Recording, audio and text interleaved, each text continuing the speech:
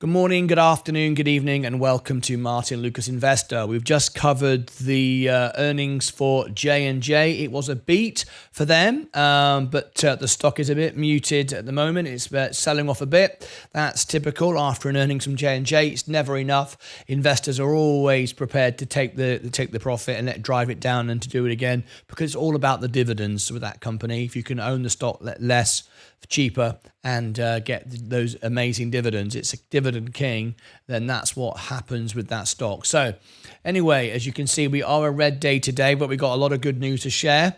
And thank you very much for joining me. Welcome to the show. Now, of course, for those of you who didn't know about the earnings, that's why we're running late today. We're not actually late, of course, but we are...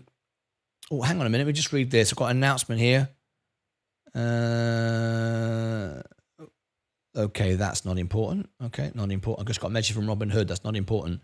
Okay, so yes, when we have earnings, we might have to schedule the show later, and that's what we did. We had the earnings this morning for J&J, and now, of course, we've got the main show, which is what we're doing now.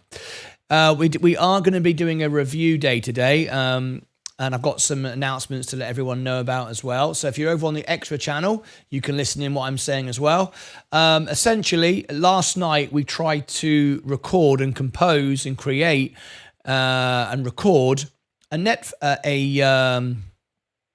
song for Fisker, and you all joined me on the Extra channel, which is where we were going to record it and write it, and you were going to be part of it. However, what happened was somebody cut the fiber cable supplying my internet, not directly into my house, but this area.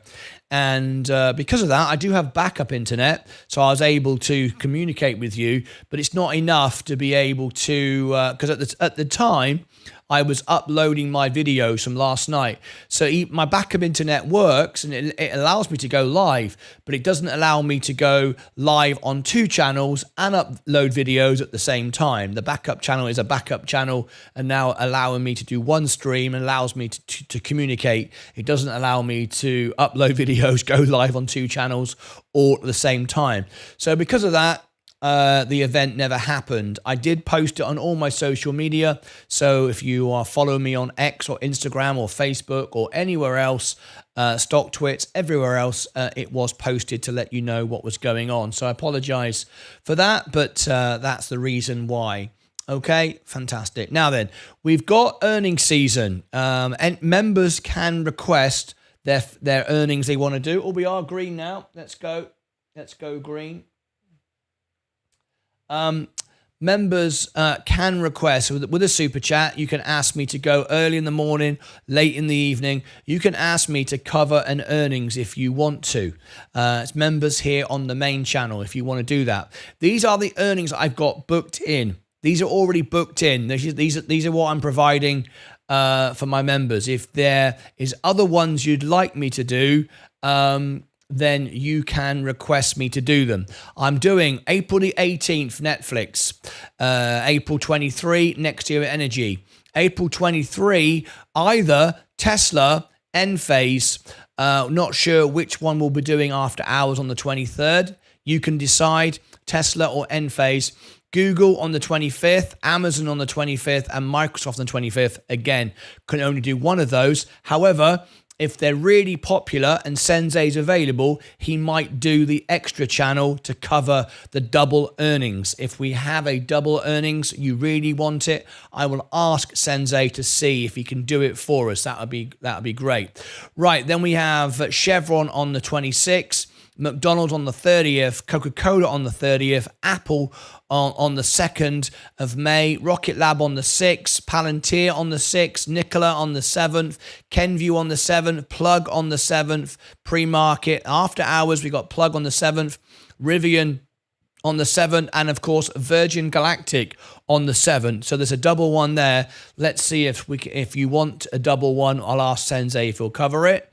We've got Robinhood on the 8th, Soundhound on the 9th, IonQ on the 9th as well. So again, if you want those two, we can ask Sensei to do a double. Funware on the 9th as well. FFIE on the 9th after hours. So quite a few there on the 9th. Rumble, May 13th after hours. Walmart on the 16th, and Nvidia on the 22nd. That's all we've got at the moment. If you want me to add any more, then members can super chat me, and we will do our best to arrange it for you. Okay, all right. Let's read the comments. What have we got here? Damn, I thought it was war. Sebastian, what do you mean? The fact that we're green today, we had a sell-off on Friday. Things didn't seem as bad in Israel, of course, because Israel shot them all down. So consequently, the markets recovered a bit. They sold off again on Monday. And now we're picking up again. It's why I bought all the dips. I bought all the dips yesterday. I bought about 12 shares of the S&P during yesterday. So obviously now I'm gaining quicker because I own even more shares, right? Anyway, hi XYCC. Hello, did you guys see PACB? I haven't seen it. Maybe the members have. We have to focus on our members, I'm afraid. John Granford, morning. Michael N, how are you? Kevin B, good luck. All have a great day. Laser, the 7th. Sebastian, Laser is on the 7th. The 7th of May. Let's have a look. On the 7th of May. Let me have a look for you. As a member, you can, if you want to, request it. What is it? LAZR. Luminar Technologies. I'm doing the review for you today, aren't I? Let me have a look. I'm doing the review. Yes, I'm doing the review for you today. Actually, hang on a minute. Do I not already have that? Let me have a look. Let me have a look a second. Seth Houston. As earnings, that's May. Oh, let me put this down. So May the 3rd.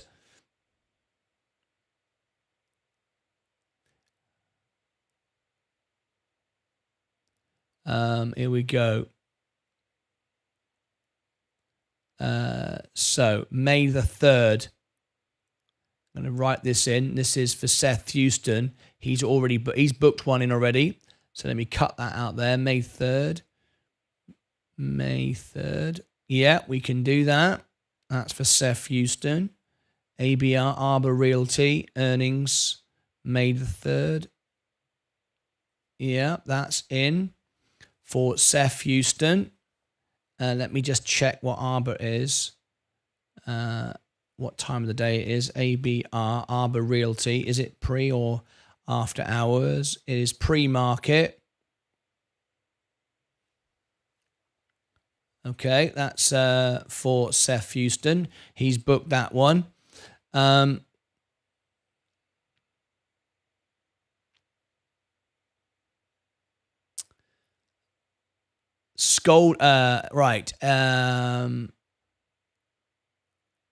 Investment April 22nd after hours. Scolding hot. April 22nd. Let's have a look. April 22nd. Yeah, we can do that as well. This is another request just come in. This is from Scolding Hot. This is just come in. So I'm writing this down now. Let me cut that one there. Put that in there. April 22nd. After hours. Yeah, we've got another one put in.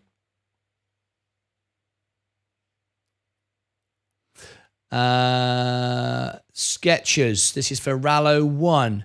April 10th. Let me put this one, April 10. A lot of requests here. Oh, April. Oh, we did that. That's already been done. April 10th. Yeah, we done that one, didn't we? Yeah, we done that one. Let's have a look. That's it. Right, Laser. Sebastian has got me to do a review. We're doing the review today. You're next up. So, Sebastian, yes, if you want me to do Luminar Technologies earnings, you can. You are a member. Is the 7th. Yes, after hours I can do it. If you hang on, let me just check. Let me see if I can do it. Hang on, May 7th, after hours. Right, on May the 7th, we have pre-market. We have plug after hours. We have Rivian after hours. We have space after hours. Oh, so Sebastian, there's no way we can do it on the 7th, I'm afraid, because we have plug after hours, Rivian after hours, and space after hours. And even if Sensei could do a double, it'll be the others. So I'm afraid, Sebastian, we won't be covering the earnings live. We can cover the earnings afterwards and do a review afterwards, but we cannot cover it live. All right? Okay. Good morning, Lance Trent. Good morning to you. Mo, your internet was down. Who's Mo? Not sure. Good morning. A bit red today. Here to turn it green by the closing bell. Seth Houston, thank you again for ABR. Wanting Martin, it's my personal favorite for dividend security. Seth, absolutely fine. I'll be covering it for you. It's on the list. Sirkin, ENB. Yeah, we have to focus on the members. Okay, understand. Yes, it's impossible for me to do.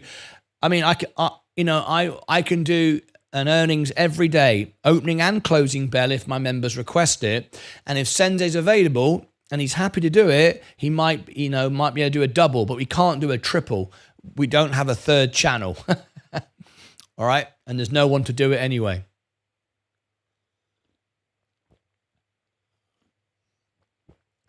All right. Let's have a look. Okay. So now we got to do some reviews. So we're going to start off with our reviews. Let me go through the stocks this morning and show you that we do have, this is how you have Fisker on Robinhood. I said it's not showing on Robinhood, and I said, hang on a minute, it is showing on Robinhood. It is. If it's already on your list, it shows, look, there is Fisker. This is on Robinhood. You can't trade it, but it nevertheless is on Robinhood. You can see it if you've already had it in your list. All right. Anyway. Oh, I thought it was war because Friday your internet was down. No, my internet was not down on Friday. My internet was down yesterday after hours. But as I explained earlier, it wasn't down. I have a backup internet. But the backup internet is not designed for 2 live streams and updates at the same time. So I could have been live with you, but the quality wouldn't have been good. So that's why I wasn't. All right, just so you know. Okay. Anyway. Okay, we are sitting on the border of being red today. We are right on the border. We bought more shares. Not really much point buying anymore at the moment. 463. It would have to go. Yeah, it's still going down. We broken trend. Like I said, this trend is broken. We are coming down. My last buy-in was 463.60. So it is cheaper. It's 463.38. But it isn't worth me spending any more money on margin at this stage. I have to come down even more. Okay, so I'm not buying any more at the moment. All right. Okay, some wrap news in links for YouTube. Thank you, Wadey. Thank you very much indeed. Appreciate that a lot. Right, what we've got to do now, though, I'll have a look at that shortly, Wadey. But what I have to do now is I have to focus on the reviews. We've got some reviews to do.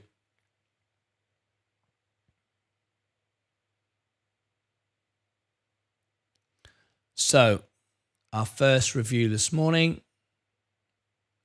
If you've not, let me give everyone this link, by the way. If you've not got your solid gold credit card, which you can get worth $2,000 from Robinhood, by the way, if you can refer 10 people.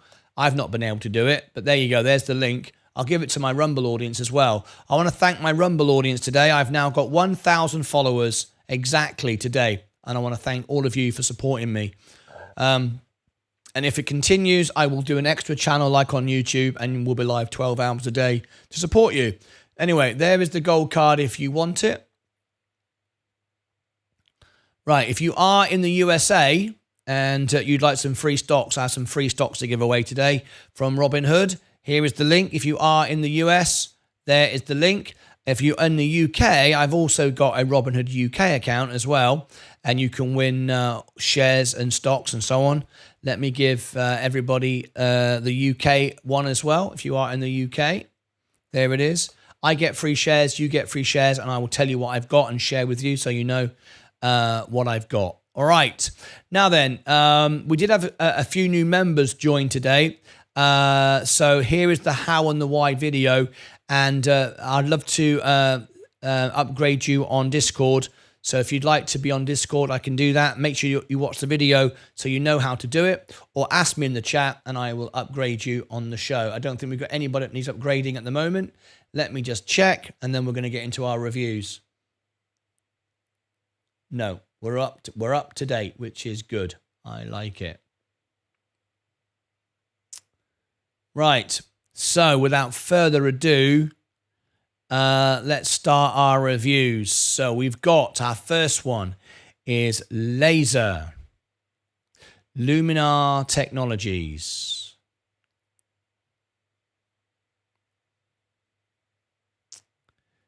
LAZR.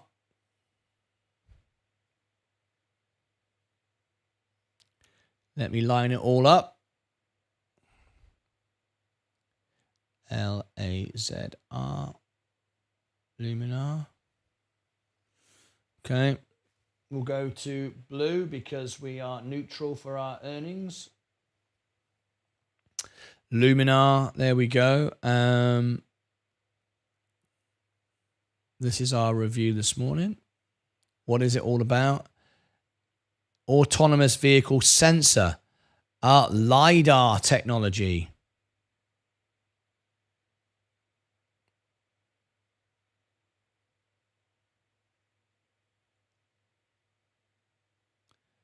Aha. Okay. Can Fisker still reach 20 cents this week? Well, it all comes down to that meeting that's scheduled for next week. We'll be covering it if it goes ahead, of course. But so we certainly hope so.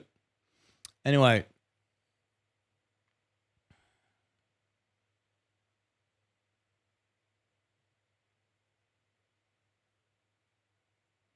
LAZR.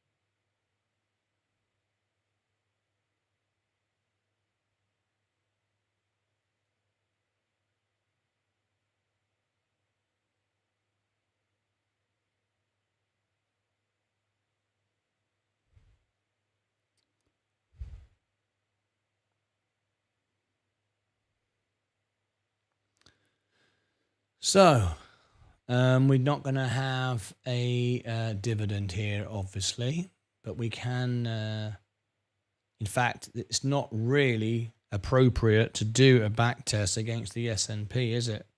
But we'll do it because we've been asked to cover it, but we'll give it as much information as possible. This is a new stock we've not looked at before, Luminar Technologies. 2020.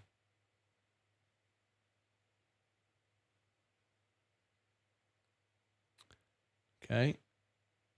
We can go back as far as 2020. 4 years we can cover with this stock for a back test.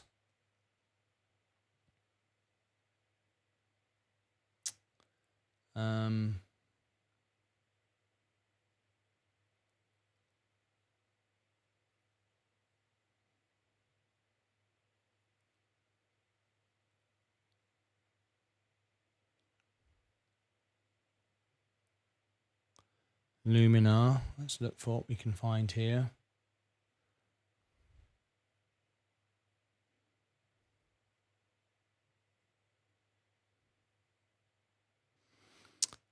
LAZR.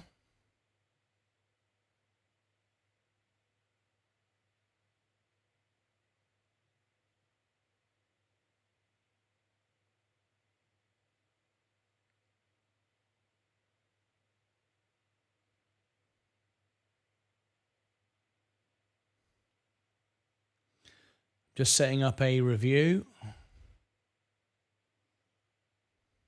First seat belts, then airbags, now Luminar.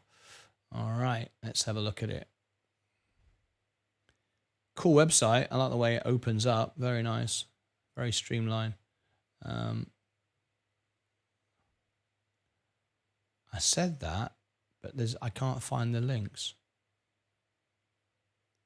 I said I liked it, and now I'm thinking, no, I don't. Investors.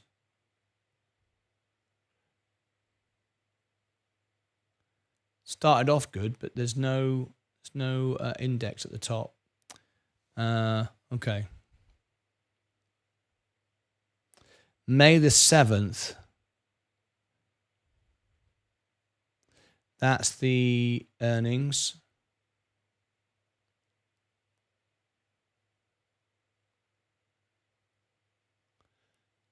So, yeah, I see. But we can't, unfortunately, we can't cover this. Would have been good, but unfortunately we can't. Luminar tracks format. Oh, that's kind of cool. It's interesting.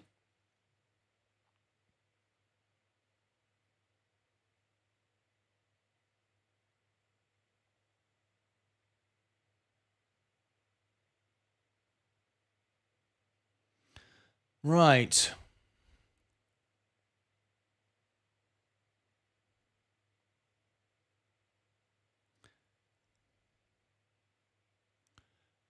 What else have we got? We can find any news.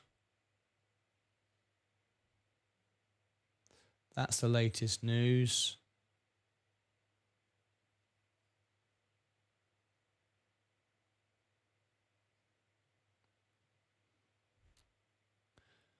Right.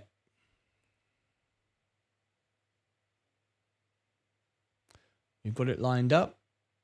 This is for Sebastian, one of our members.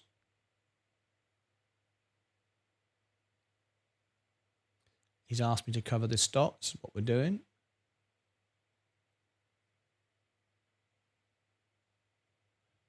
Okay. That'll do. We got that. We got that. Luminar.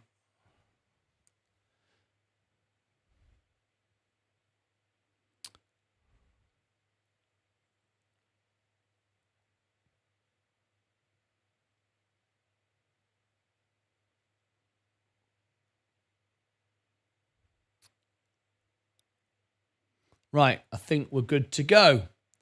Fisker is climbing up. Yes, indeed. A lot of you are making a lot of money. Sebastian, I like laser because of the inside trading of the founder is still in it. Somehow I believe that hives that hives an advantage. What I miss in Nicola may be naive. Well, we shall see. Tosh, SXTC getting some noise.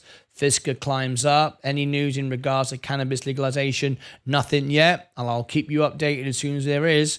Just turned in the show. Robinhood has stopped the purchase of DXYZ. Any idea why? I will cover that in a moment, Stuart Burns. I'm just about to have to focus on the members at the moment. One of my members has requested a review, and we're doing it. We're about to do a review now. So here we go. Let me set the time. The time is 24 minutes. So here we go. 24. Here's our first review of the day, as requested by you.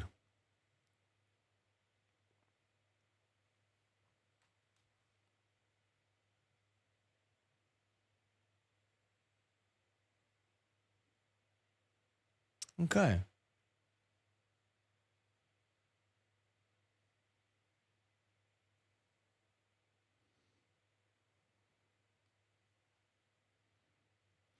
Time for another stock review. This time we are talking laser, not in lasers, well, kind of. LAZR, Luminar Technologies. We are talking some serious technology here. We like this. This could be very interesting. It's the sort of stock that we like here on the show. But the point is, can you make money from this stock? Is there any way you can invest your hard-earned money and turning on the printer machine? Well, we're going to look over the numbers and we're going to come to that conclusion. So without further ado, let's have a look at it. What is Luminar Technologies? Now, in this review, you're going to get the most honest review you've ever seen on YouTube, TV, and Rumble. Why do I say that? Because no one sponsors me to say this. I'm not an analyst paid to do this. I'm doing it with my hard-earned money myself in my own studio for my members, and it's real and unbiased. I don't own the stock. I don't pump the stock. I only own the S&P 500, and very often we rank number one for the stocks on YouTube and get a lot of coverage for it. And I'm here to help businesses succeed and my investors do well. That's my goal, to give you entertainment, also information so you can make informed decisions. During this review, I'm going to share with you the balance sheet, the profit, the loss, the inside trading, share with you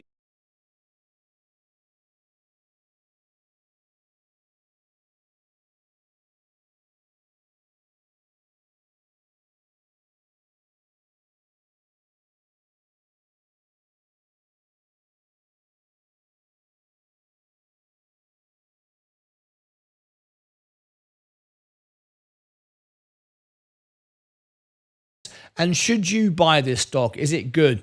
We're going to show you the balance sheet, the profit, the loss. We're going to give you scores. We're going to give you all kinds of things, and then access for my members to get the software that I'm using for free or a premium version should you wish to go down that road. Also, we have a Meet the CEO series where the CEO of the company can be on our show live, and I'm going to share with you how you can get your favorite CEO for this company live on the show. It's very, very easy. Stick with me. I'll tell you all about it. So tap the like button, leave a comment below. And if you do comment below, I will reply to all of my members. Someone just said the sound went. Let me just...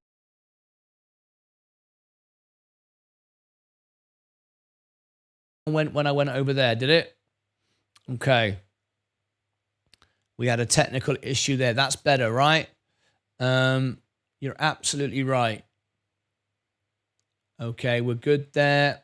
That was because of the earnings this morning. It happens sometimes. Okay, we've fixed that now. It's back there as well. Back there as well. Okay, I'll have to make a slight alteration then. Okay, we had a slight moment there. It's back. Sorry about that. I know what was wrong. It happens sometimes when we do an earnings. We mute this side, but I'm just checking they're all good now. Checking that one there as well. Okay. All right. Take two. Thank you for letting me know. I really appreciate it. I appreciate when everyone lets me know what's going on, but I'm going to have to do it again now. 28 minutes, unfortunately. There was too much missed there. That's the way it goes. That happens after an earnings, I'm afraid, sometimes. So I apologize for that. Okay.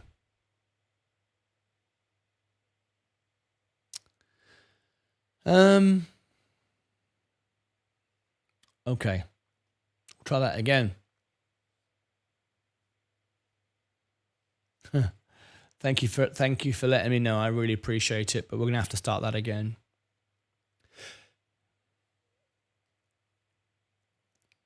Time for another stock review. This time we're talking laser. not lasers like Star Wars, well, kind of, but the ticker symbol is LAZR, Luminar Technologies. We are talking technology, sophisticated stuff this. We like this kind of thing. And of course, EVs and all the rest of it. We're going to discuss all this. But can you make money from this stock? That's the point. Can you make money? Can we get our hard-earned money and turn on the printing machine? Well, we're going to look across all the numbers and see if it makes sense. See if you can make money from this stock. What is laser? What is Luminar Technologies? Well, in this review, you're going to see the most honest review. I'm not paid or sponsored by the company to do it. I'm here to help my members. My members can request a review. They can request earnings, all kinds of things. During this review, you're going to see a full breakdown of the balance sheet, the inside trading, who's buying, who's selling on the inside, profitability score, solvency score, breaking news. We're going to look at the website. We're going to see how it looks. Very funky website. When you go in, look, it kind of like zooms up as you scroll down. Kind of cool, right? We'll look at that. We'll also look at the breaking news. We've got some executives moving from Apple, Meta, and Lyft to join Luminar. Interesting. And what is the company all about? All right, all that's coming up in this review. We also have a Meet the CEO series as well, where you can have the CEO on the show. I will tell you all about that shortly, how you can do it. But we invite the CEOs on the show. We listen to them. We have a great conversation. And CEOs say they really enjoy being on my show. We've had many, and we've got many more to come in the future. Anyway, without further ado, let's go straight into... Let's go straight into it. So here we go. This is Luminar Technologies, LAZR. Now, if it's your first time here, please do tap the like button. I will reply to all of my members' comments. Please do subscribe and ring the bell. I'll be here for you. I'm here 12 hours a day. Yes, I'm the most craziest person on YouTube, TV, and Rumble. I know, mental, right? Anyway, what is Luminar Technologies. As you can see from the line chart here, nice and basic, from 2019, we were going flat. Looks like it was a SPAC, actually. Now, SPACs, special purpose acquisition, typically don't do very well. They typically don't do very well at all. However, over history, they've not done so well. It started to rise, and all of a sudden, here in 2020, well, we kind of know what this was. This was COVID, when everybody was buying Tesla. Everybody started buying this, probably thinking the same thing. Oh, this is going to be part of Tesla and all the rest of it. Well, ever since then, it's just fallen away. And now we're down at $1.30. All right. Anyway, let's read some more information. Luminar Technologies is an autonomous vehicle sensor and LiDAR technology company which engaged in the design, building and marketing of long-range LiDAR products that address the requirements of global automotive OEMs and technology companies for autonomous driving. It operates through the autonomous solutions and advanced technologies and services segment. Let's say a little bit more. The autonomous segment includes the designing, manufacturing and marketing of LiDAR sensors, catering mainly to the OEMs in the automobile, commercial vehicle, robotaxi and adjacent industries.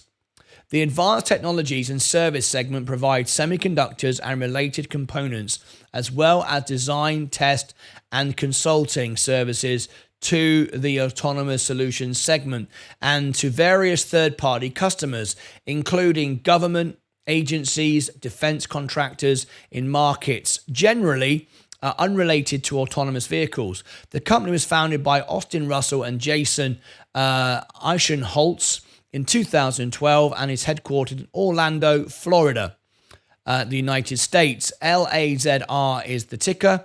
As you can see, Florida, 800 employees, and Austin Russell. As we've got Austin Russell on the show, Austin, we'd love to invite you onto the show. We have a Meet the CEO series you might enjoy being on. Love to hear from you, learn all about your company. How we do this is the investors will message you. They will create either a social media circle around the stock. They can create Facebook pages or Reddit groups or whatever. And I will provide the earnings. I will provide the analysis like this. breaking news, and they'll share it with hopefully with you, and you'll get to hear about it, or they'll invite you directly through the investor relations. Please then do respond to them, the investors. I don't message you. I don't try to sell my services. I provide this free of charge. You don't pay me to do this. And what I hope you'll do is then speak to your investors. They are very excited about your company, and then they'll put you in contact with me, and then you can be on the show. Now, if you are an investor, look below this video and you'll find not only share this video to the CEO, Austin, but also share the invite the CEO video as well, which is in this video. It's below the video in the description, and that explains to the CEO how they can be on the show in a little bit more detail. All right, there you go. That's how it happens. Now then, let's scrolling on down. If we buy this on margin, it's regarded as very high risk, 100% maintenance. So it's regarded as high risk. Very low volume, 9 million. Volume today is under 1 million, so that's today so far. No dividend, of course, fully growth stock. It's losing money. It's not making any money at the moment. Negative 91 cents. Market cap, 567 million. 52-week high, 832. 52-week low, $1.24. A lot of volatility. Now, Morningstar, who I would not take any notice of, they're paid to review these stocks, and they're influenced. I don't use it for my investment decisions, but they are giving it a 54% buy, 27% hold, and 18% sell. What do you think? I don't use their analysis at all, but it's worth noting. The stock has been going kind of sideways now since 22. Last couple of years, we're just going sideways. We beat, we miss, we beat, we miss. Where are we going to go next? May the 7th is the next earnings for this. So hopefully we'll get to see the stock beat on earnings and start to become cash positive, which would be nice. Who knows? Anyway. Who else is buying this stock? Who are we in bed with? It's worth noting because it will give you a sentiment of the stock and how it trades. Alster, I know nothing about it. Quantum Scope, ChargePoint, Plug Power, Blink Charging, and Lucid.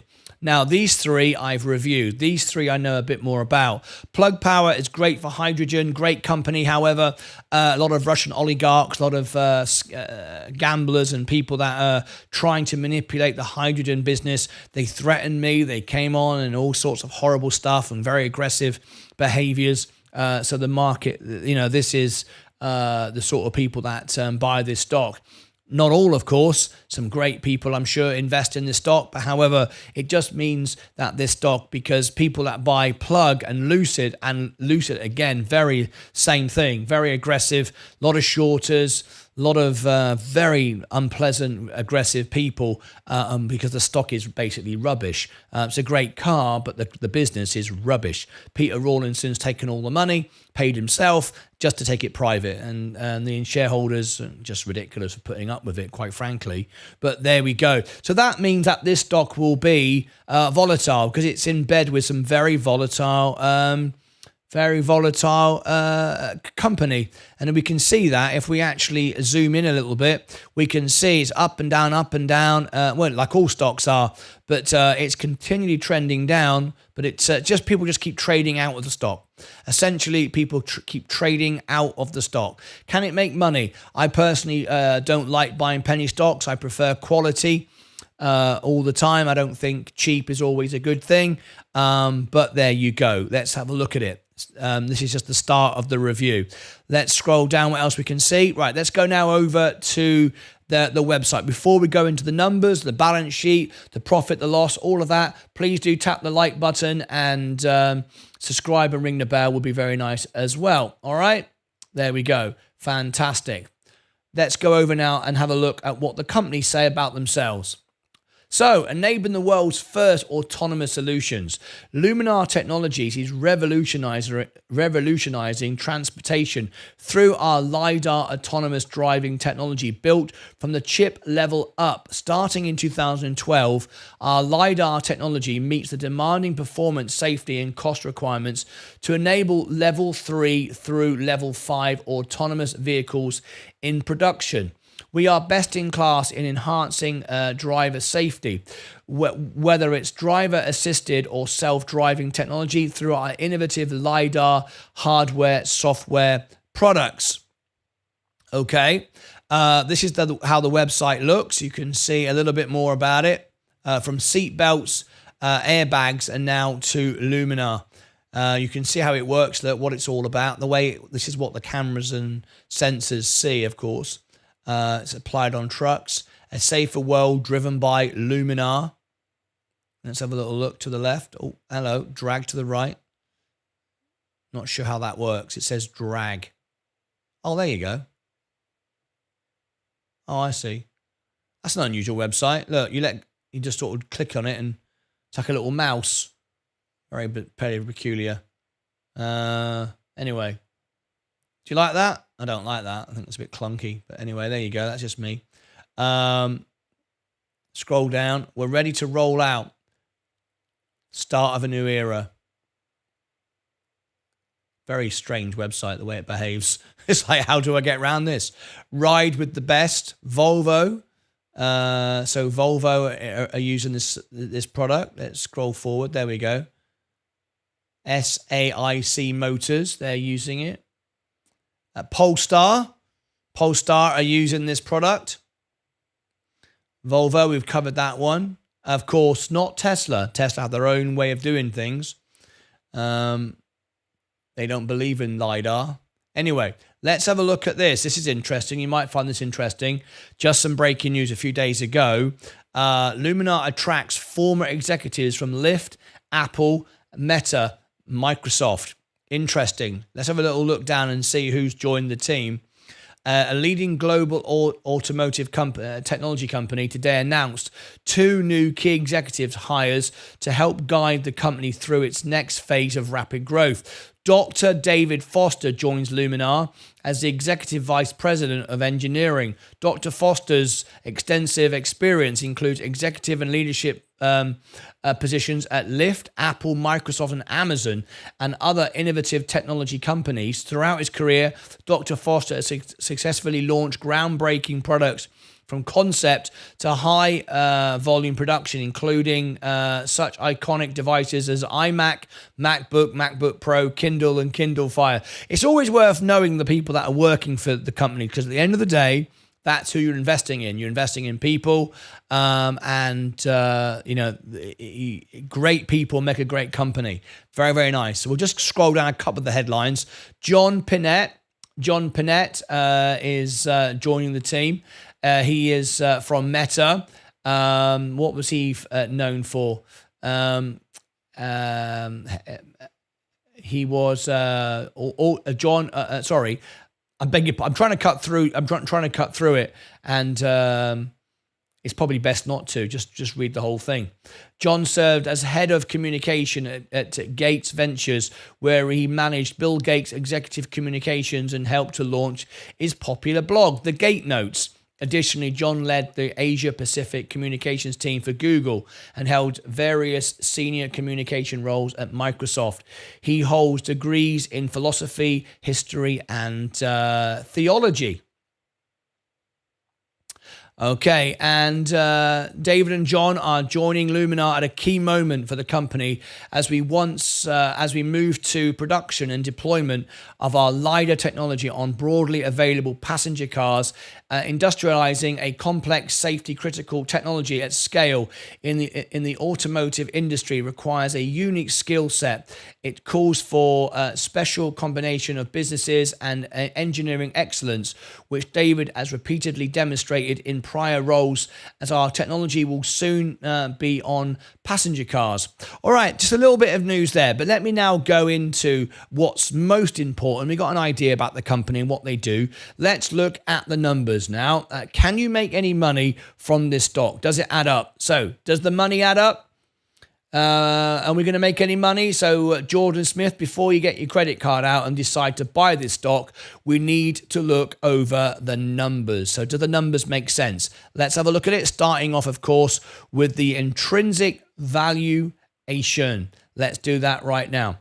Now, here's the intrinsic valuation. Now, we need to note, though, that the intrinsic valuation doesn't use a DCF valuation, so it's unreliable. Even though the stock is at 129, we are saying it's worth 240 base case, and that's undervalued by 44%. However, it doesn't use DCF valuation. We can only provide the software for what's available, and there's not a great deal of information on this stock, unfortunately, because of where it is in price. So there we go. It appears to be undervalued at the moment, but we cannot use this as red. We have to go further in. So let's do that. Look at the financials. Right, now then, let's go back here. 23, 20 revenue, 24 revenue, estimate. Let's go back to our last, there we go, December 30th. That's our most recent report we have here. As you can see that, look, we are 69 million, up 19%. All right, up 19% on the previous range. Nice indeed. Right, just there, look. Up 19%. Now, this is an S-curve estimated through 25-26. So the expectations are good, and the forecast is good, and we're up 19%. Good. Operating income is up 2%, and we're expecting that to continue. Nice. That's good. Net income is down 0.6, but hardly at all. It's virtually flat. But we are now expected in March, when we get our earnings, hopefully we're going to see an improvement and things move up nicely. So that's what we're hoping for. Financing cash flow up 26%. That's good. Seeing things go in the right direction. All these things are going in the right direction. Investing cash flow is negative 4%, which is a positive. Operating cash flow is up 8%. That's a positive again. So all of that so far, the financials is looking good. Things are moving in the right direction, and we are, things are improving. So we like this so far. This is good. Now then, the balance sheet. Let's look at the balance sheet. What we want to see is more assets than liabilities. And sadly, what we see here is an upside down balance sheet. That is a big no-no for me. We want more assets, more cash than liabilities. More's going out than coming in. They have liabilities, debts, loans, whatever, as opposed to what they have in assets and cash. That's not a good balance sheet at all. That's an upside down balance sheet. That in itself is a no for me to buy it. If an upside down balance sheet, I lose interest straight away. That is not a buy for me when we're like this. But of course, things can change. But so let's have a look. Out of 552 million, we do hold some cash. That's good. But like I've always said, you can start a business with loads of cash, but if you can't turn the cash into growing a business, what is the point? There's no point. I could start a business tomorrow and say I've got $10 in cash with no debt, and my balance sheet would look great, right? Because I've got $10 in cash, I've got no debt, brilliant. No liabilities, I'm all good. So you can make a balance sheet look good, but it's not. It's not good. We've got 321 million, but can we make money from the money? All right, let's have a look at the liabilities. What we don't want to see is long-term debt. And sadly, we're all long-term debt. 718, now again, a new business that sets up, this is how it goes. But it's been around though, founded in 2012. It's been around for a while.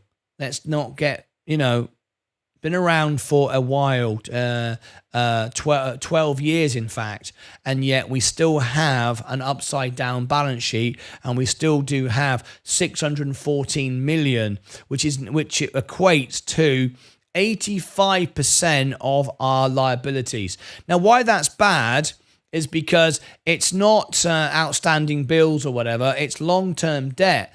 Now, long-term debt is not helping the business. They've already spent the money. They've got the benefit from spending the money, the equipment they bought, whatever it is they bought with that money, they've spent it, it's done, it's gone. They now owe that money, and they're paying high interest rates, interest on that money. That's crippling for a business with an upside down balance sheet. Now, admittedly, you could argue 614 million in long-term debt, but hey, hang on, Martin, you might say, they've got 321 in cash. They can pay off their debts tomorrow. They can. And if they thought they needed to do so, they would. They've decided their cash can make them more money. So let's see what they're doing with their cash. Let's scroll down. But I don't like the balance sheet so far. So far, the financials look good. Everything's moving in the right direction. But I don't like investing in a company with an upside down balance sheet, lots of debt, and all the rest of it. I don't like it. Margins, losing money all across the board. Gross margins are negative, operating margins are negative, net margin, everything's negative. And potentially improving. Well, in fact, it is improving, and it has improved. As you can see, these are the most recent numbers in blue. They are all improving. So the business is moving in the right direction, hence why the stock price is down. So do you see this as an opportunity to buy? Let's have a look. The profitability score, 46%. It's not the worst profitability score I've ever seen, but nevertheless, it's amber. We've got some good metrics here, but the positive 3-year average return ROE is amber. So 46%. It's not the worst. Things are improving for the company. We've seen much worse than this. It wouldn't take much more to turn it green, so it's quite good, really. But anyway, solvency score, long-term solvency, short-term solvency is good, low D is good, but positive net debt is not good, long-term solvency is not good. That's what I mean, 52%. So it's not going bust tomorrow. It's fine. It's got all that cash. If it didn't have that cash, this would probably be in the 20s. But it does. It has cash. It's not going bust. You can invest in it and feel relatively confident. So this may be a stock that is down, beat up, and it does present opportunity. Anyway, we've got 14% on the downside for the lowest level, 14%, which is good. That beats the S&P, doesn't it? On the lowest forecast, average is 324%. And look at this, a high forecast from Wall Street, 1,005%. Well, you might regard that the risk to reward is very, very good. We like the technology. We know it's in. We know who the customers are. Whether it's a Polestar, Volvo, and others, I'm sure. Senior executives move into the company to work with them. Some positive there. Things improving. Outlook improving. Anyway, there's the competition. Now you need to go and look at the competition because you'll see how the competition is shaping up. I'll give you the link to this software. You can use my software to go and check out the competition, and there you can see, what the competition are doing and see if they've got a better margin or whatever. There is always competition to check out. Links below and above my head later on in the video. What about inside trading? Well, Luminar Technologies inside have sold more shares than they have bought in the last 12 months. Well, that's not good, of course. We don't want to see insiders selling more than they bought. During the last 12 months, insiders have bought $199,000 worth of shares and sold $725,000. The last transaction was made September the 6th by the chief financial officer. The last transaction was made who sold 101. The chief financial officer sold $101,000 of shares back in September the 6th. Not that long ago, really. There you go. And Prescott Allen on September the 6th sold 234,000. So we've not had any buy-in since May the 15th. So I don't like to see that. But, of course, it's what comes next. Selling off to buy back? Who knows? But there you go. That's the facts as they are. We've got a massive short interest on this stock. That means we have good news, like an earnings, good news, good print. We've got a very high short interest. Anything above 20 is excessive. We have 26, so it's very, very high short interest, which means that we can get a short squeeze if we get volume. If we get high volume, we could have a short squeeze. Excuse me, I'm just pushing down my chair. That's better. It was in the wrong position. There you go. Excuse me. So at the end of the day, we've got a short squeeze potential with high volume. We don't have high volume at the moment, but a lot of short interest driving the stock down. If we get volume on an earnings, you never know. This could be a short squeeze, but we haven't got the volume right now. What is the latest news? Well, we're not getting much attention to the stock. 5 months since we picked up some latest media attention. 5 months ago. Not a great deal of attention on this stock at all. So I'm sure that our video will rank very highly when we put this video out, because there's very little information. You can see a little bit about the product there. Polestar, Luminar, Mobileye, integrate autonomous driving capabilities. There it is. But Tesla I don't believe Tesla use this, do they? They prefer a completely different technology. They prefer the cameras rather than the radar. Anyway, correct me if I'm wrong, but that's what I think is the case. Anyway, there's a little bit there. What about the sentiment? See, there's very little news, very little media attention at the moment.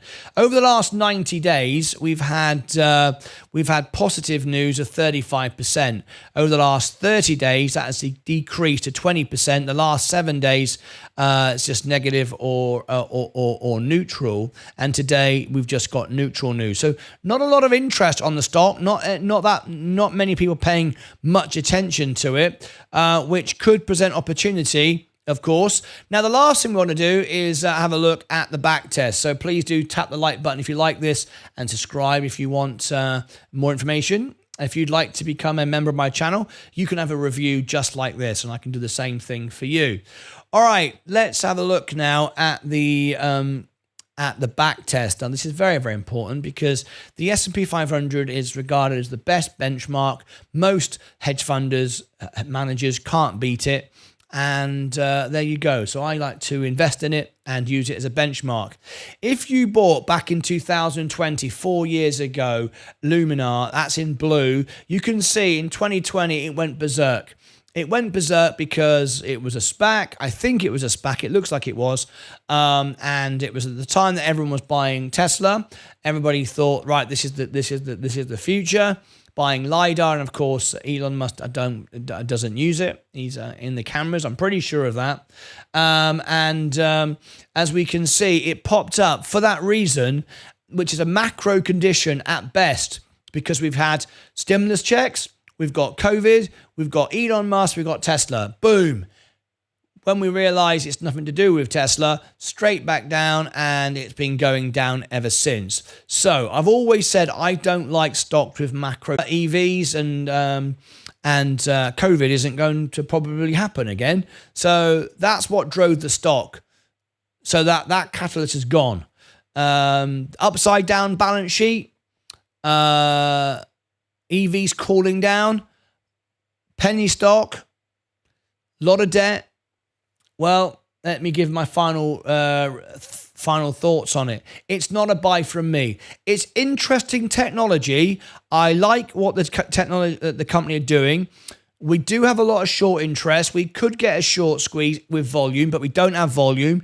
But this video will get out and draw attention to it. But unfortunately, I don't think it's a positive review. I've just mentioned the technology and that it's out there, but I'm also saying that there's a lot of short interest, a lot of negative pressure on EVs at the moment, so that could just increase. There's not the volume. The balance sheet isn't good. It's improving. Things are getting better, but I'm not so sure that the technology is right.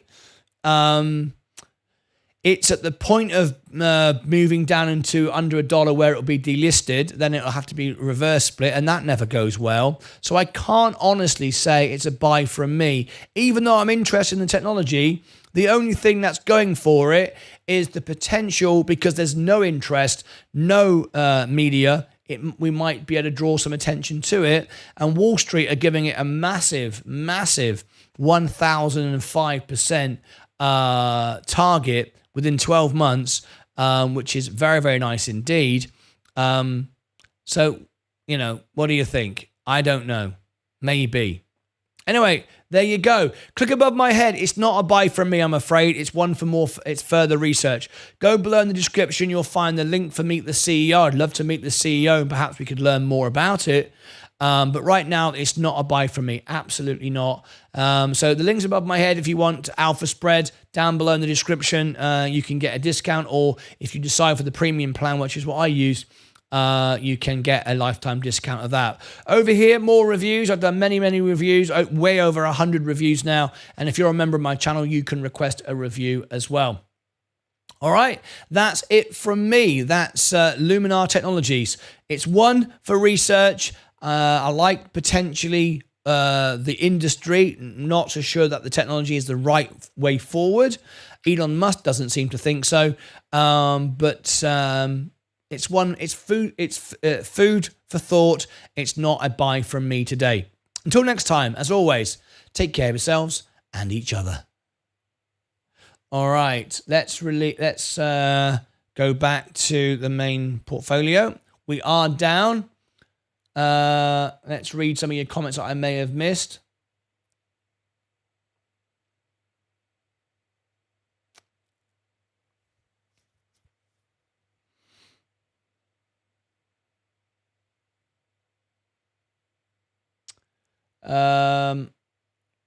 Wadey, I can come back to that rap news in a moment.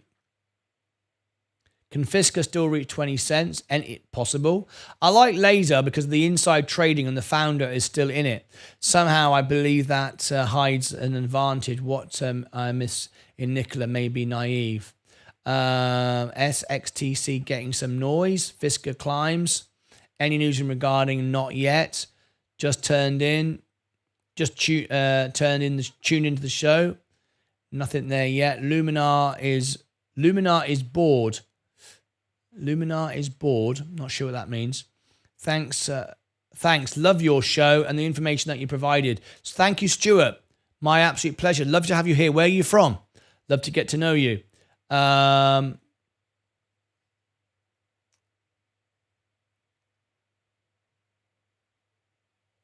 Wanna comment Dinash squeeze Alf Luminar? When is next squeeze? When is the next squeeze? I don't see it coming at all. Please, can you look at ENB? I have to focus on the members, I'm afraid. Destiny Tech is up. Back. I was working on one of my cars. Nice to have you back, Stephen. Lost money on that long time ago. Laser, watch out. Momo the Great. Cool business. He likes it. Space, below $1 until rate is up 2.5%. Yep, let's go and have a quick look at Space. Yeah, it's gone back down again. I said I've made the case that I believe it's going to be bought out now. Now it's going. Now it's below $1. It's all or nothing now. It's either you either believe it's just going to boom from here. Institutions are driving out retail investors. I don't know. I just think it's too cheap. It's way too cheap. Nobody wants to buy a stock, this stock, even though it's 50% undervalued. I think this is tragic, absolute tragic. It should never have happened, but it keeps happening to Virgin Brands, doesn't it? Tilray, up today, 1.97. Yeah, it's a good value here. Good morning, family. Very good news. What is the app to analyze stock? Fate's Real Question. I'll give you the link. If you're one of my members, you can get the stocks. You can get the software for free. You can also get a premium version, which makes my membership for free. Here is Alpha Spread. There's the link. If you use that, you can review your own stocks like I do. And as I say, if you are a member of my channel and you click on that link, you will get a lifetime discount, which basically makes my membership for free. Pretty good, right? It's only a couple of bucks anyway. The man with a British-speaking glass of tea, market view. My CGC is... oh dear, we can't have swear words like that. We don't want that.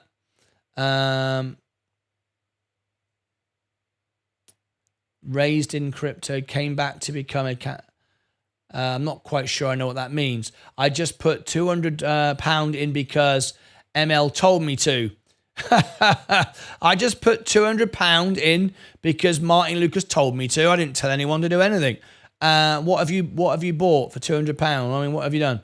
The company I work for used to have Mobileye the company I work for used to have Mobileye in our trucks. It's a good technology, but we now use Samsara on all our trucks. Jose Quintana. That's interesting. Thank you for sharing that with us. Why did you change? Canada releasing tax reform info on cannabis tonight. Canada releasing tax reform info on cannabis tonight. Thank you, George. If you become a member of the channel, you can share the link to that. And you can't share links if in the chat. It's impossible. If you become a member of my channel, you can be one of our researchers. Send in the link, and we can cover that, make a video on it, and we'll trend for it. We trend for all our for Tilray and all those stocks. So if you want to send that in, we'd love to do that. DXYZ popping off again. Let's have a look at it. DXYZ. Yes, we were as high as 17%. Good. Stuart Burns, Jacksonville, Florida. Welcome. I'm in Dallas, Texas. Lovely to have you here. I'm actually from Cornwall in the United Kingdom. That's where my home is. My studio is here in Dallas, Texas. Lovely to have you here, Stuart. Welcome. Are you one of our members? I'm just trying to see if you're one of our members. The name rings a bell. Maybe you've been in quite a few times. I don't know. Anyway, at this point, if they have enough cash in the books to make it to Delta Fleet, doesn't really matter about the stock price. That's true. That's true, of course. But of course, at this level, they can't raise funds. They can't go to the shareholder. They can't raise money at the banks. I mean, they literally got no value. It's just cash burning right now. And because of Boeing, they've got to pay out those fines, and they're going to lose those, I'm sure. Then how do they get around that? I'm a bit concerned. I've got to be honest. Canada, Jackson, he, Samsara as well at work. We use that as well. My home and native land, Jackson, welcome to you. PACB down 42%, all-time low, 160 a share. PACB, Chris Schultz, thank you. Hopefully Curaleaf gets a positive gain from tonight's vote. I added a few more shares of Space this morning at 98 cents. Can you believe it? Can you believe it? Anyway, there we go. That's another review done. Let me close down these. I'm going to go and take a break now because we've had a long morning because we've been doing the J&J earnings. Sadly, J&J earnings hasn't landed yet. I was hoping it would have landed by now so I could send you all there. But unfortunately, it hasn't fully uploaded yet. So I can't do that. So what I'm going to do is I'm going to take a lunch break, and I'm going to then put this video out as its own video for Sebastian, and that's his review available, and that'll go out later on today. And then the next review is for Salty Biscuit. Salty Biscuit is wants 23andMe. That's ME. I'm not sure why my boss decided to switch, but if I had an idea, I would say it's because Samsara has a better data collection system to analyze our driving behaviors and road conditions on a daily basis. Thank you for that, Jose. What if the countersue against Boeing would start? Would that not give them the extra funds they need?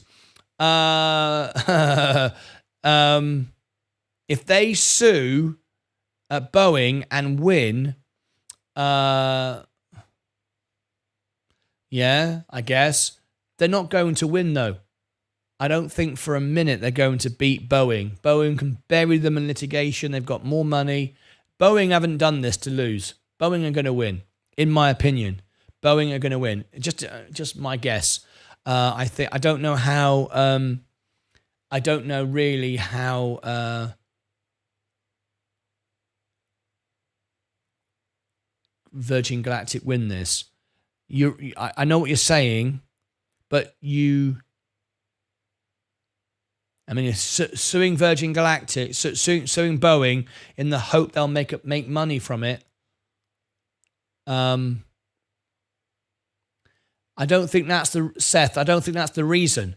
They're suing Boeing because Boeing are preventing them from using the software. They're counter-suing. They're saying they did a bad job and so on and so forth. They want to be able to use the technology. I don't think you're going to sue Boeing in the hope if you win, you make money out of it and it gives you a cash injection. That's not why they're suing. They're suing to be able to use the technology which Boeing says they can't use. So I don't see it as a positive to generate income. This is not the same as someone falling over or banging their head or something like that, or having a car accident and trying to make money for themselves. People do that all the time, don't they? Remember the famous incident where somebody tried to sue McDonald's for spilling coffee on their legs? I mean, it was ridiculous, you know? Someone, you know, they said the coffee was too hot and they got like $1 million out of McDonald's. Absolutely ridiculous. And all they got was hot legs. I mean, it was their fault they dropped it. You know, that's terrible, disgusting people trying to like bleed the system. I hate that kind of thing. I never sued anybody. But anyway, that's, you know, whatever. Virgin Galactic, I don't see are going to make money. You know, they get paid a fee, and then they reclaim the court costs and all the rest of it. But I think they're doing it just so they can use the technology, not to make money out of Boeing. I think this is a money pit for either party. It's going to cost money, but Boeing can afford it. Virgin Galactic can't. Anyway, thanks, Martin, for the review. Fate Real, you're very welcome. Fate Reels, very welcome. That'll go out shortly as its own video. So if you want to watch it then, that'll be great. Investor stock news. Thank you very much, Triquet. Thank you. I'm going to look in a minute. I didn't know if money was a bonus. That's my fault. No, it's not your fault, of course. It makes perfect sense. If you sue somebody and you win, the other party will pay your court costs and then pay you some money, of course. But I think the bigger gain is to be able to use the technology. Well, yeah, but he actually had to pay for medical bills because he was such an intense... well, yeah, but he actually had to pay for medical bills because it was such an intense burn. Oh, I didn't know if money was a bonus. That's my fault. Well, yeah, but he actually had to pay for medical bills because it was such an intense burn. Was it? I mean, I'm not being funny, but if you've got coffee, I mean, I've spilt coffee on myself. We've all done it. And does it, I mean, the moment it comes out the cup, it instantly cools down. And the moment it hits your legs, it instantly cools down. Instantly.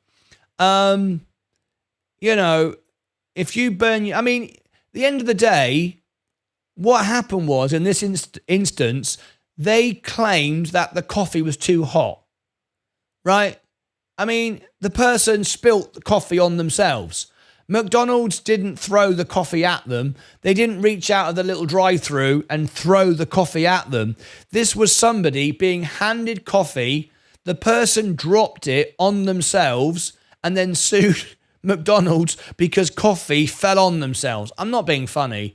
I think this suing culture has gone bananas. I think people just use it to make money out of each other. My dad died because of MRSA in hospital, and I had the opportunity to sue the hospital because my dad died because the surgeon didn't wash his hands properly, and I didn't. I didn't want to go through that. My dad just died. What a load of nonsense. The surgeon didn't do it on purpose, you know. It's just, you know, it's some people want to use it as to make money. I mean, and at the end of the day, I think they had millions. Didn't they get millions or something like that?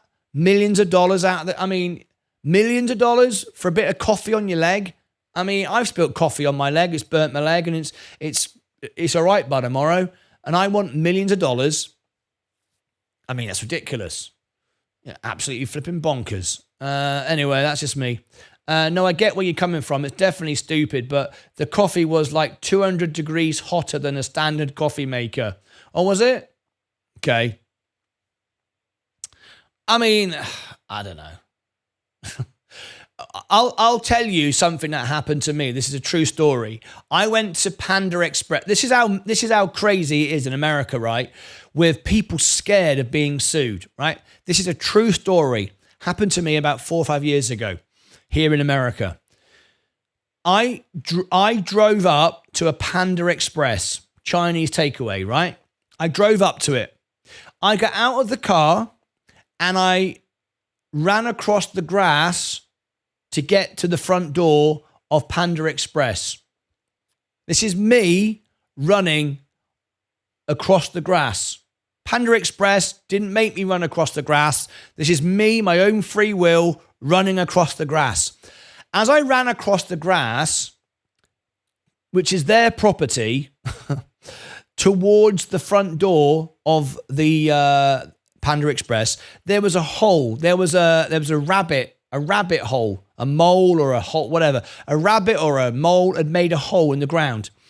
I tripped over it and I got a sprained ankle. That was me running across the grass, put my foot in a hole, fell over, got a sprained ankle. That was me. I did it. Oh, hang on a minute. You got a sprained ankle running on the grass. It's their property, so you can sue them. So I got to the front door of Panda Express because I was hobbling and I wanted to go and pick up my Chinese takeaway because I'd ordered it online. I went in and I was hobbling and the person said, "Are you okay?" I went, "Yeah, I just run across the grass and I put my foot in a rabbit hole and I sprained my ankle." They were all over me. "Oh, can we call an ambulance? Can we get first aid?" I went, "No, that's all right. I've sprained my ankle." I said, "I ran across the grass. I put my foot in a hole, and there you go." But they were worried because it was on their land. They knew I could probably sue Panda Express for $1 million. I don't have to earn the money. I can get it for free in 5 minutes. So they were going, "Oh, whatever," and they were trying to assist. And I went, "It's fine. Don't worry about it." And they realized that I wasn't bothered about it. And I spent the next, couple of months getting over a sprained ankle. Now, was that an accident? Human life? I ran across a field, put my foot in a hole and fell over. Or was it Panda Express's fault because they shouldn't have grass that I can run over? They shouldn't have rabbit holes in their garden, their lawn. Or maybe I shouldn't just be running across their grass. And if I do run across their grass and I fall over, you fall over. It's life. It happens. Whatever. It's my responsibility. Everyone likes passing the responsibility on to somebody else. It's your fault. It's your fault. Like people say, it's my fault if they buy Virgin Galactic and it goes down. It's my fault. Martyn Lucas said it was great. Stuff like that. So anyway, I went away and nothing happened, and I maybe missed out on my second $1 million of suing somebody. Anyway, what's your comments to that? Can you demonstrate by splashing a cup of coffee on your face? I'm not being funny. Jackson Vahu, I'm going to pass on that one.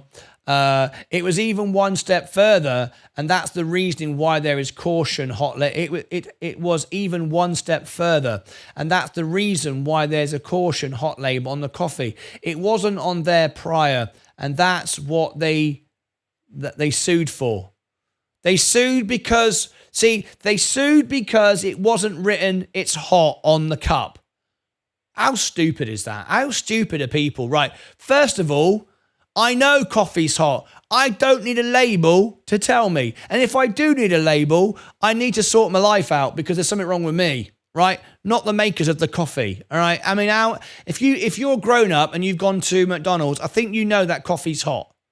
You've been making coffee all your life, all right?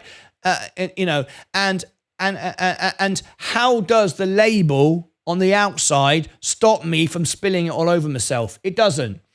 It just allows the other company to not pay you because we put the label on. I mean, you still dropped it on yourself, but don't worry, we put the label on. It's ridiculous, absolutely ridiculous. It's people, again, not wanting to take responsibility for themselves and trying to get money out of people and it's just greed.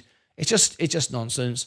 We will always need warnings and labels because there are always going to be people that have a difficult time managing their way through through reality while taking personal accountability.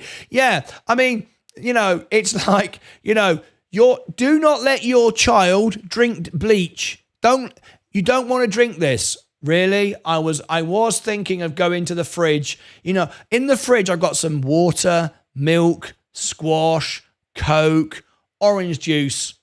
I don't want that. I want to drink the bleach. And then I can sue Johnson & Johnson because they didn't put "this can kill you" on it. I mean, ridiculous.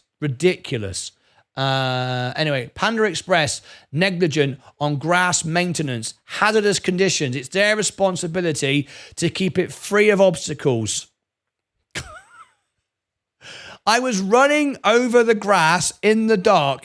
I mean, don't run across grass in the dark and then hope you fall over because you can sue for $1 million. It's ridiculous. I don't agree. I mean, yeah, it's Panda Express's responsibility. Of course it is, to maintain their property. Well, that's obvious. It's their property. I'm not going to go around fixing their holes, am I? Of course they're going to fix it. It's my responsibility to cut my grass as well. It's not up to the neighbours, is it, to fix my grass? However, if someone runs across my garden tomorrow, if a neighbour runs over my garden tomorrow, right, and falls over a stone or a plant pot, are they going to sue me for running over my garden and falling over my plant pot? Bloody ridiculous. Just don't run over my garden. It wouldn't happen, would it? Did you tell them you're the world piano man? Yeah, should have done. No, should have mentioned that, shouldn't I? I'd have got more money. You should have asked for a free meal at least. I should have. Yeah, I was picking up my bill. I could have got a refund. I mean, well, I'm not.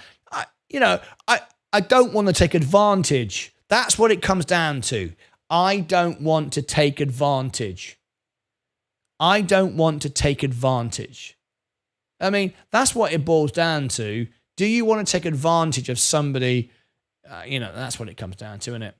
Why would the insurance pay out if you weren't at fault, Seth? Why would the insurance pay out if you weren't at fault? Remember, insurance isn't there to help people. It's not there to be nice to you. It's not a public service. It's a business, right? The people that run the insurance companies don't come along and go, "Here, mate, we know you've had a hard time. Here's $20,000 to make you feel good." They do it because they've made $100,000 giving you 20. They've made more money than giving. It's simple. It's like banks lend out the money 10 times and then they charge you 0.5%. Then they charge you banking fees. It's nonsense. It's not there to help you. It's there to help them. All right. So, common sense, people. Yeah. The label removes McDonald's liability.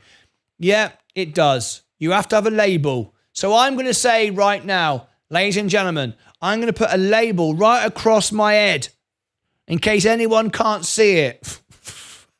This is entertainment. I am not your personal financial advisor. If you go out and buy a stock and it goes down, you lose money. There it is. Can I be more clearer than that? Do I need to say that over and over again? I don't think so. But anyway, I just said it. Anyway, where there is blame, there is claim. There is. I fed bleach to all my kids. It's cheaper. Yeah, I agree. Quieter too. I fed bleach to all my kids. It's cheaper. They're quieter. The kids have gone quieter, they. Right, I bet they have. It's people like that make companies put stickers on mowers saying, don't put your hands underneath. I mean, there you go. Obvious, isn't it? You know. It only takes one person to ruin it.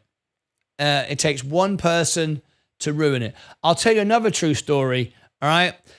Carnival. I used to work on Carnival, worked all the cruise lines, as you know. Now, Carnival was used to be called the fun ships. People would get on Carnival cruise lines and they would have fun. Uncontrollable, limitless fun. This is going back in the 80s, right? You could do what you want, right? You could drink what you wanted, you could smoke what you wanted, and you could have fun with other people, right? The guests could have fun with the crew could have fun with the guests, everyone could have fun with everybody, and it was a bit of a wild party. It was the fun ships. People would get on the ship and go, oh, I've always had a thing for a sailor. All right, I've always had a thing for the piano man. The piano man could go, I've always had a thing for the guests, or whatever it might be. All right, and that stuff went on. It went on. It was the fun ships. Anyone did what they wanted. One day, true story, one day, one of the crew decided to get a little bit more excited with a young lady and take it too far, of course, and did naughty things. And overnight, guests are not allowed in guests are not allowed in staff cabins. Staff are not allowed in guest cabins overnight. That was because Carnival was sued, and there was a bloody great thing, and that was it. That Carnival did not want that anymore, and overnight, bang. Overnight, nobody else has fun. Now, of course, it carries on. People sneak in and out of rooms and do whatever they're doing. But at the end of the day, policy changed. And that's it. Was that right? Well, Carnival would say it's right because they don't pay as many claims. But the reality is it happened once. Once is all it took to change millions of times. There was probably experiences going on. Now, just remember, just because you put a law in place and say you can't do it, it still happens. Guests still go in crew's cabin and crew members still go in staff cabin, and it still happens. But now Carnival can't get sued. They can sue the crew member. You're responsible because this isn't supposed to happen. But it still happens. So people still have these issues. People still do bad things. But anyway, that's what happened. It's people, welcome to America. I can't even sue for a bad doctor who refused to take a brain scan when I had a brain infection. I knew something was wrong. I signed myself out. No lawyer will touch it. People get away with this. Dumb common sense stuff. I can't even sue for a bad doctor who refused to take a brain scan when I had my brain infection. I knew something was wrong. I signed myself out. No lawyer will touch it. Dumb common sense stuff. But I know I signed myself out. So I accept that because I signed a paper. There you go. Anyone in SMX, says Vincent Vosberg. She wants me to pay her medical bills. She walked away fine. She wants back pay for missing out on work. I went to work the next day. What's this, Seth? Did one of your customers put their hands under your lawnmower? She wants me to pay her medical bills. Is that what happened? Flipping heck. I don't need stocks and crypto. I'm emigrating to America and running across the meadow at night. Jens, that's right. Run across the grass at night outside. I mean, to be honest, you could fake it. I mean, this is the trouble. You could literally fake it to a certain degree. I guess you got to have my ankle did blow up. It was inflamed. I had a sprained ankle.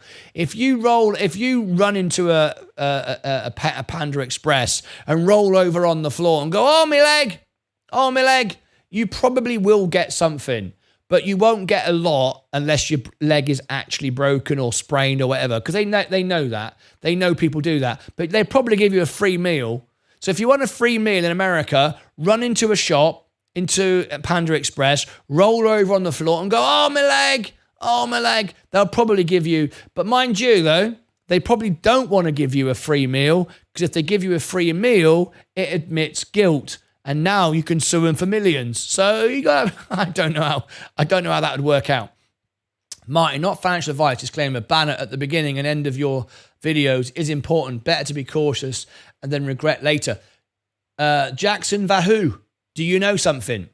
You probably don't know this. Right, look. This is the video running live right now. This is what you're watching right now. First of all, if you look here in the comments, in the information, there you go. Under every video, be advised that I am not a professional advisor in business areas involving finance, cryptocurrency, taxation, securities, or commodities, or the precise practice of law. The information and content written, broadcast, and or disseminated and through Martyn Lucas Investor is intended for general information purposes only. Nothing written or discussed is intended to be construed or relied upon as investment, financial, legal, regulatory, accounting, tax, or similar advice, or nor should it be. All content expressed, created by, or conveyed by Martyn Lucas Investor is premised upon subjective opinions pertaining to currently existing facts readily available. All right? Disclaimer, links, right? You get the idea. Anyway, it's already there. It's under every single video. Always has been, always will be. So guess what? You can't do me for it. I've been telling you this for flipping years. And also, if you look closely here, on the little ticker in a minute, running down here somewhere, I think there's another little one coming up. Virgin Cruises are the new fun ships. I'll give you that one. That's funny. Please keep off the grass. There you go. Get off me land. That's what it comes down to. Seth, I don't know your situation, but I got a rear end collision and my neck took a beating. Now, that's different. That is very, very different. I am totally in agreement. Jackson Vahu. Vincent Vosberg. Vincent Vosberg has become a member. Thank you, Vincent. Did you let your membership go? What happened there? Yeah. If you're driving a car, minding your own business, and someone smashes into you, that's different. You didn't do anything. That wasn't your fault. You had no action to do with that. You had nothing to do with it. That's different. I'm all for that. If I'm all for that. If you're out driving your car and some idiot does something really ridiculous, really dangerous, and drives into you and costs you injures you or an expense, I think they should pay it. That's different. There's insurance for that. That's what the insurance is for. That's what you pay for. And at the end of the day, they done something wrong. Me running across the grass, me dropping coffee on myself, no. But yeah, if someone else drives into you and bash it, and that's obvious. That's a total no-brainer, in my opinion. Absolutely right. Right, there you go. Very risky. Say, please be careful and do your own research. It runs down here as well. That's what I've been waiting to show you. Anyway, Developed chronic cervical instability, and I'm living in daily pain. I had to get compensation. Now that's right. I agree with that. That's right. Someone drove into the back of you. Oh my God. The highest ever super chat for a review. I have never got $100 for a super chat review. Wow. Look at that. That means immediate. That means do it right now. Oh my God. I saw a construction site saying that said, please do not do coke in the bathroom. Raised international pressure to lots of, yes, I can imagine. So I understand why someone will sue for medical. Yeah, that's different. Yes. Cross the grass at your own risk. Even though we don't want to, wearing someone else's shoes changes our perspectives. True. Vincent Vosberg, I'm in SMX. Look at this. Vincent Vosberg donated $100 through a super chat. SMX security matters revolve, please.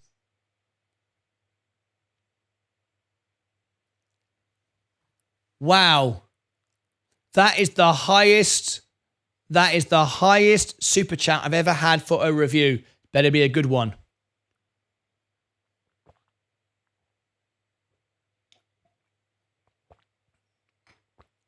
Wow. Wow, what can I say?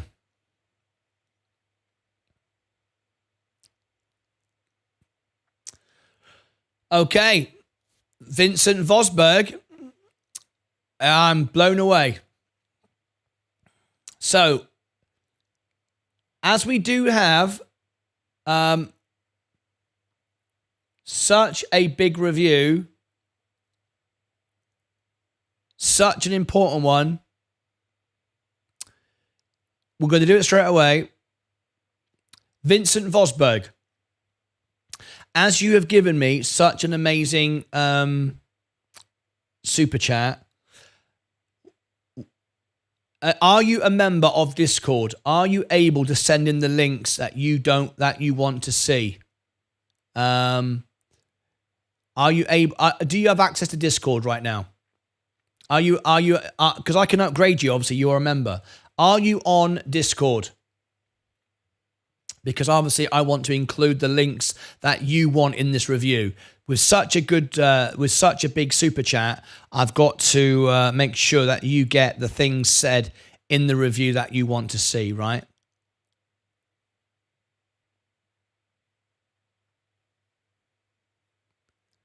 SMX.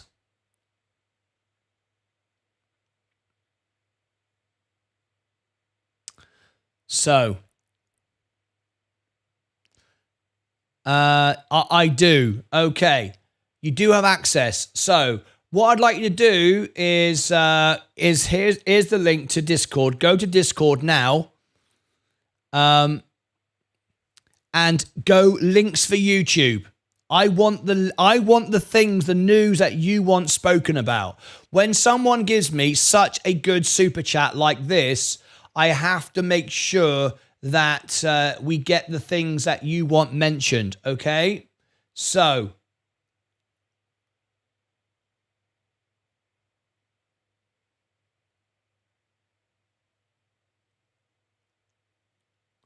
all right, so Vincent Vosberg, give me anything that you want mentioned about the stock. Send in links for YouTube. I'm waiting to see it. If you don't have access to Discord, let me know. Send me a friend request. I don't know if you've ever used it before. Do it now. I'm going to wait for you to do it because this is a very, very big... There's Tricay. Tricay has sent something in. But I want Vincent... I don't have a link, but I posted a video in news with the wizard. Hang on. I don't have a link, but I posted a video in news with the wizard. I don't know what that means. What does that mean? You have links with the wizard.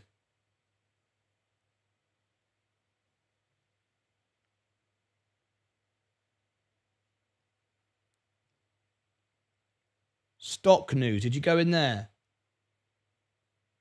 Ah, Vincent Vosberg. Hang on, I've just seen you. There you are. Vincent Vosberg, profile. We are friends.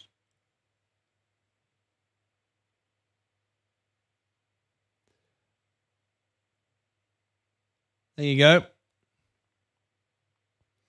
Let me check your status on the server. Make sure that you have all the benefits. Yes, you do. Yes, you do. You have all of that.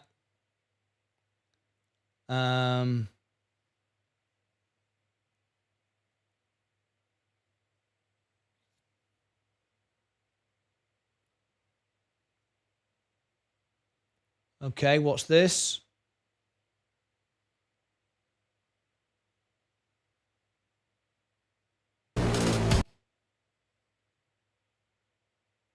What is this?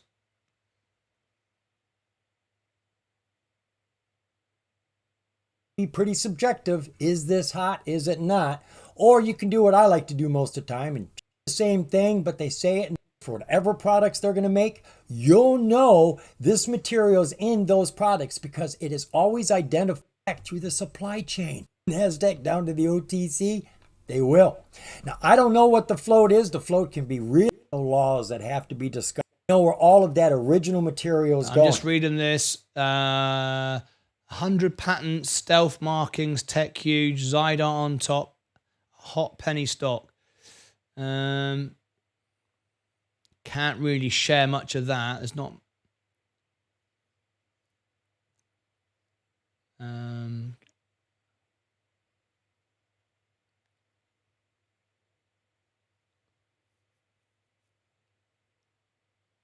Or should watch this.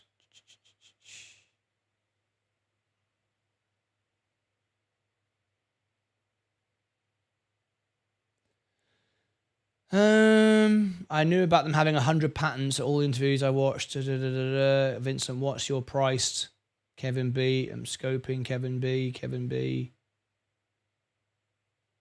Kevin loves this one. Do you have... Okay, I'm just checking it all now. I also posted about Pepsi. I think everything else is news that will come in, up in. Is Space now a penny stock? Space has been a penny stock under $5. It's now a delisting stock. Now it's over the counter, or at least it will be if it stays there. I've got a few things here. SMX, I've got that. Links for YouTube. What else have I got here? Okay, a lot of you are interested in this, aren't you?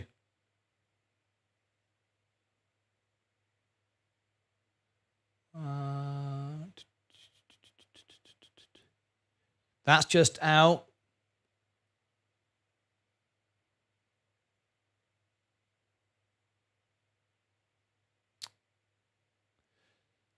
Okay. SMX.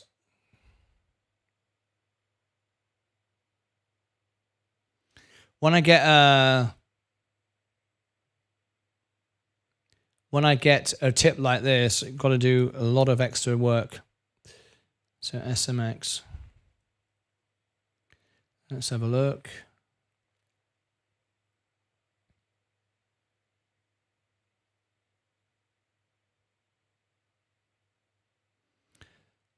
Authentication solutions. The firm is engaged in serving a variety of different industries, including timber, rubber, palm oil. They're in everything. Authentication. Okay.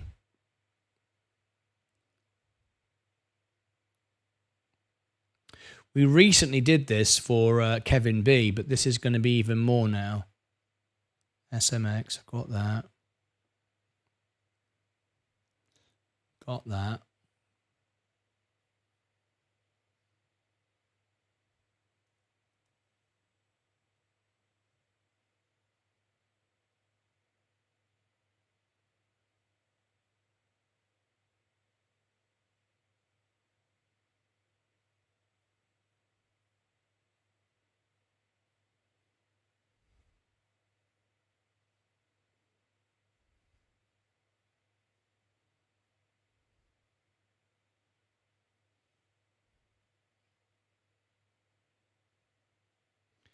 I'm just setting it all up.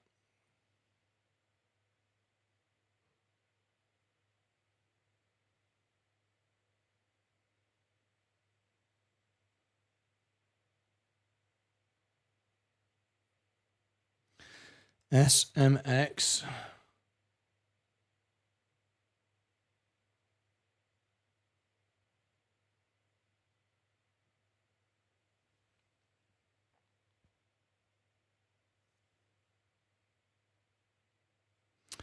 When is their earnings coming up? Their earnings is May the 6th.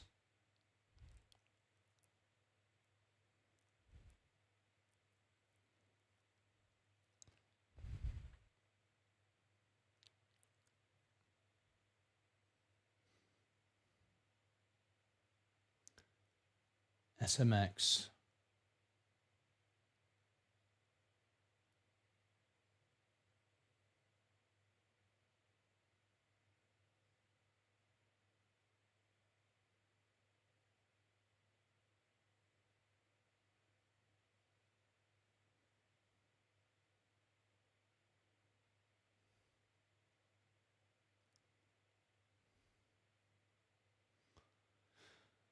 Okay.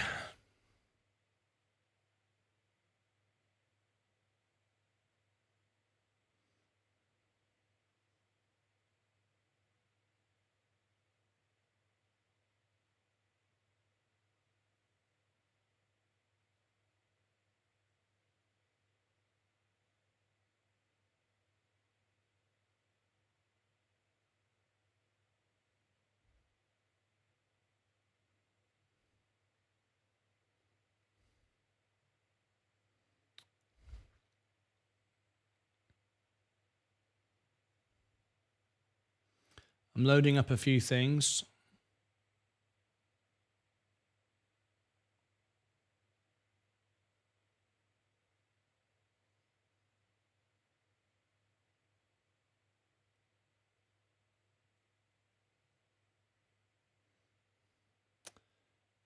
We've got nothing there.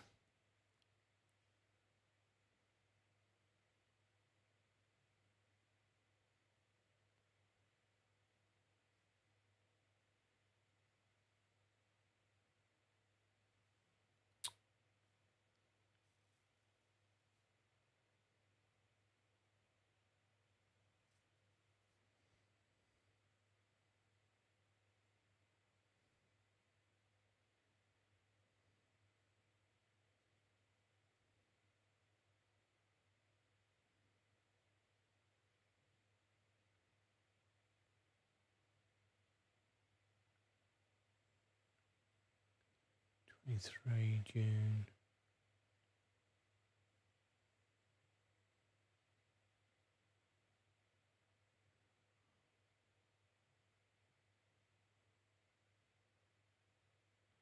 Um,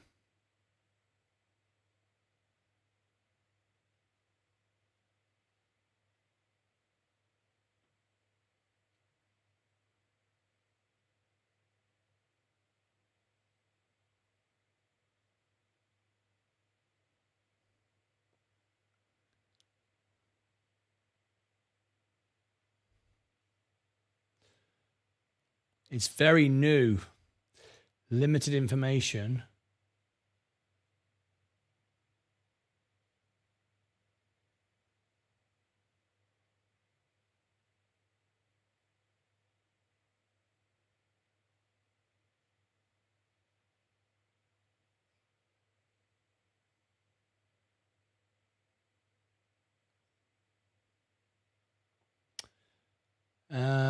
Enterprise employees. Peers, options.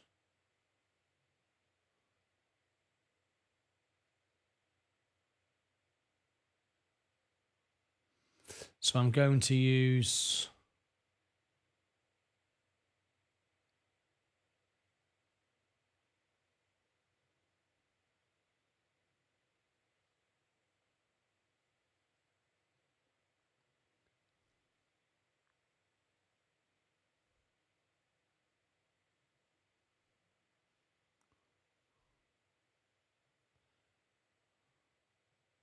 Just taking some time to get this right because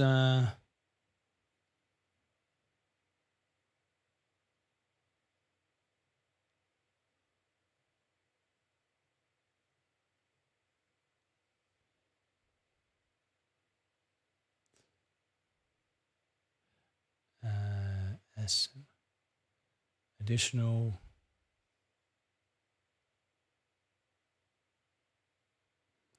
Let's have a look. I deal with NATO as well. Let's have a look. Let me just read these comments here.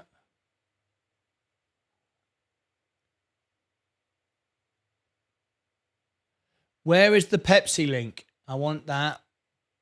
You also posted about the Pepsi link. Where are you putting these things?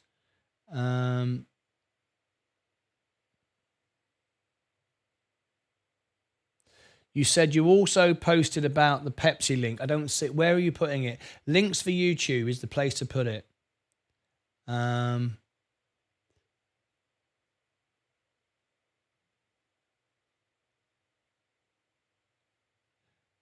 You're putting it in stock news. Okay. Just I'm trying to find it.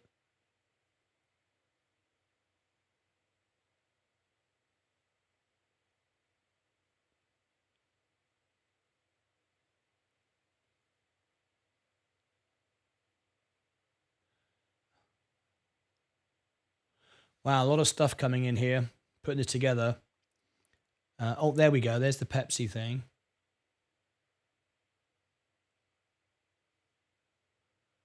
Okay.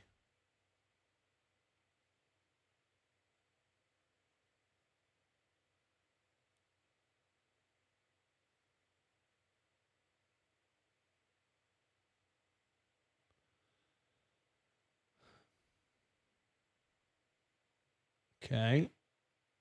Okay, Vincent. What else did you say? Something about NATO.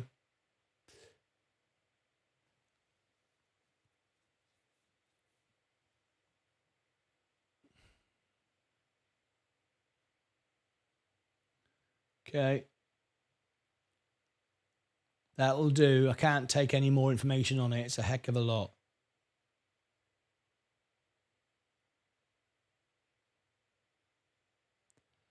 Okay, I've got that.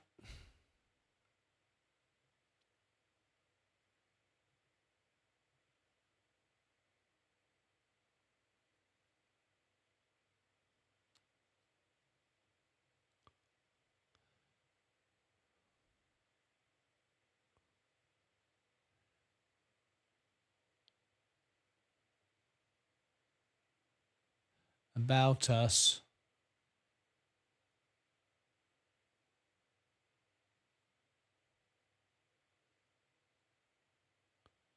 Okay, I've got that.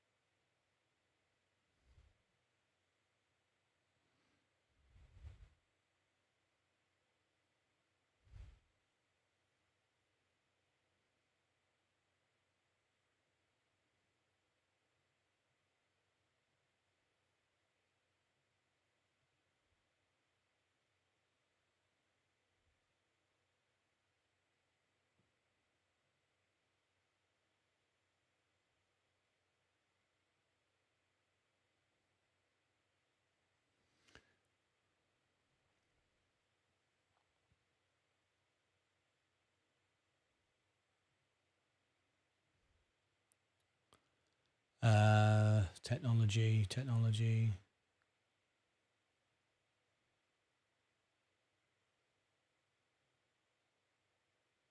Oh, they've removed that.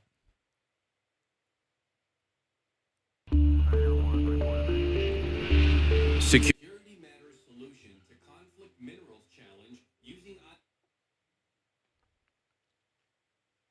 IoT Square digital twin blockchain. What if there was a way of verifying the authenticity of an aircraft's part back to its raw material?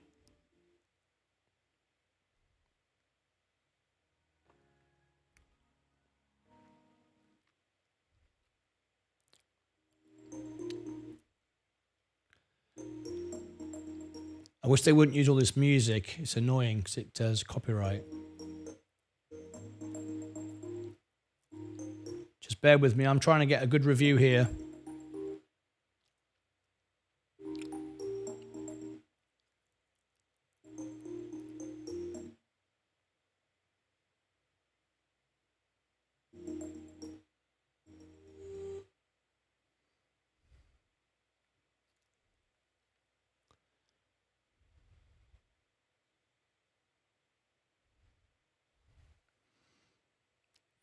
'20th.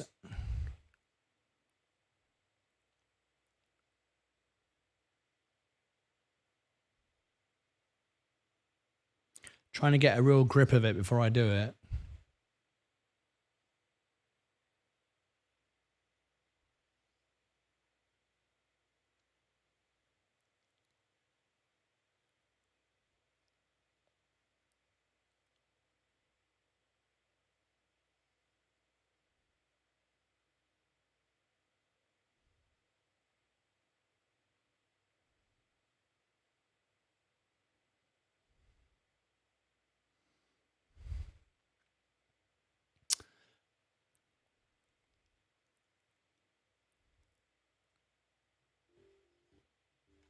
The metal parts of the aircraft come from ore mined underground.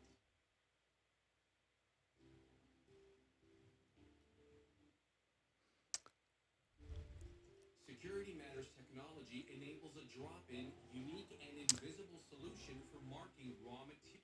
I'm just checking something out here.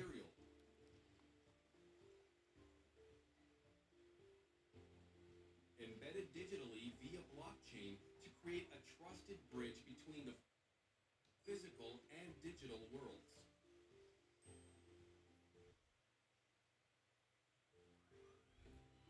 From mine to refinery. This way, no matter what happens along the way,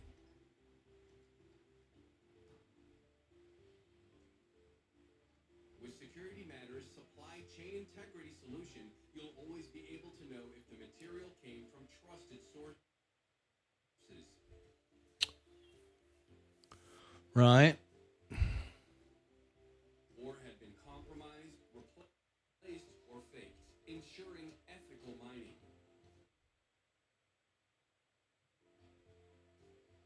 Once the raw material imprinted with Security Matters markers gets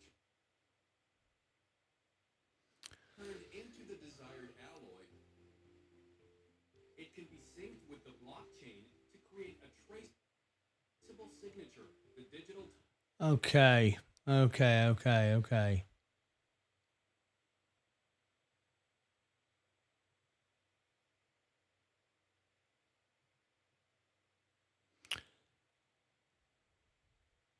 How can I?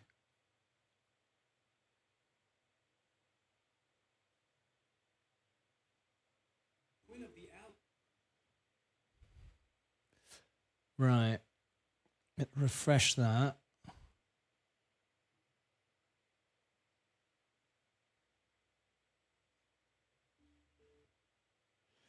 Okay.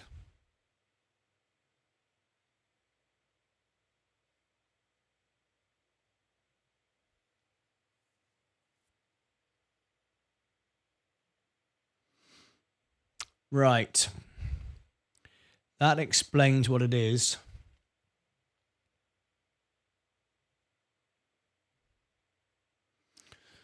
Okay. It's quite an in-depth one, this. I also post about Pepsi, the review. Do you still believe in it? I think it's a low float. Seth, honestly, I'd eat my Chick-fil-A at a price. Sorry. No, please don't apologize. No longer covered on this. So no longer covered on this channel. Jacob, what's not covered on this channel? Jacob, do you still believe in it? No, I cover Virgin Galactic all the time. I've got loads of videos on Virgin Galactic. We've made tons of videos on Virgin Galactic, Jacob. We're just doing a review right now. No, covers it all the time.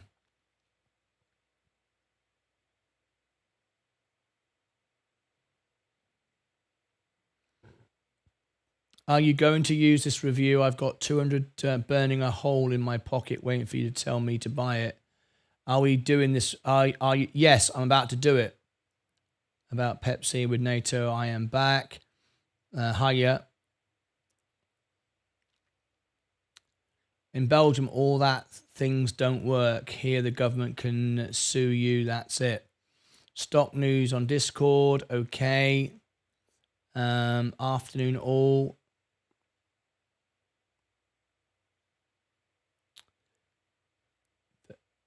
Yeah. Can you check Virgin Galactic? Do you bought more? Robert Salsa, what about Tesla? Any China stocks? Robert Salazar, I've got to focus on the members. Right now, I'm doing a review for one of our members. Okay, so, okay. So, SMX.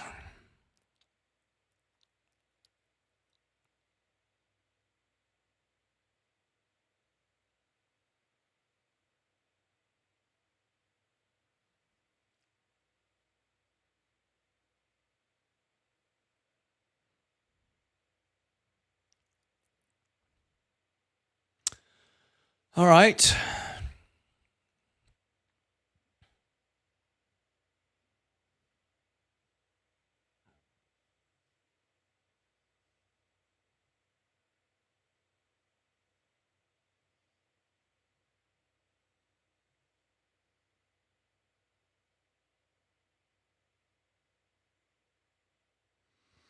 Okay.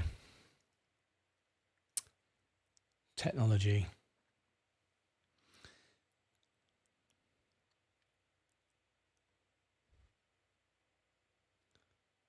I was going to end the show, but I got a fantastic super chat to do this. So this is going to be a very in-depth review, which I'm going to do now and then put out and promote everywhere.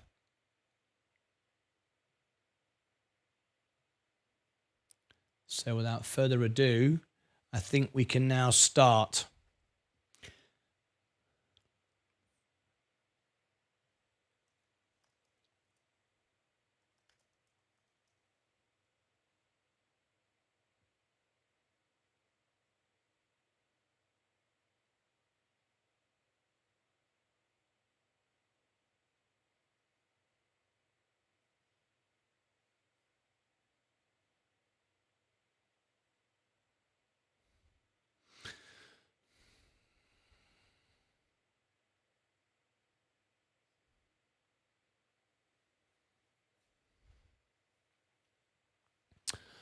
Okay, I think we are set.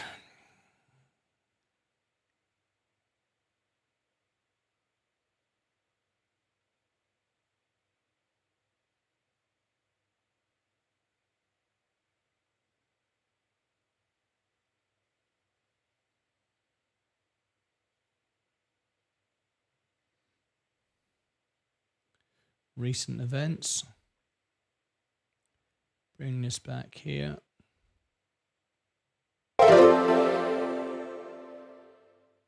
Vincent Fosberg donated $100 through a super chat. SMX Security Matters review, please. Right. I brought that up for a particular reason.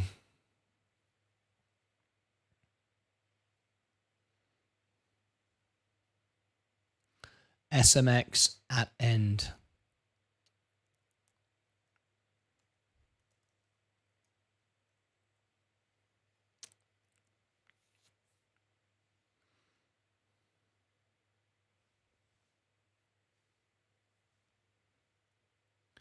Time for another stock review. This time we are talking SMX. Now this is a very unusual stock. It's going to be a quite in-depth review. It's taken me a while to put it together. It was just requested by one of our members, Vincent Vosberg, in a live show. This is what happened.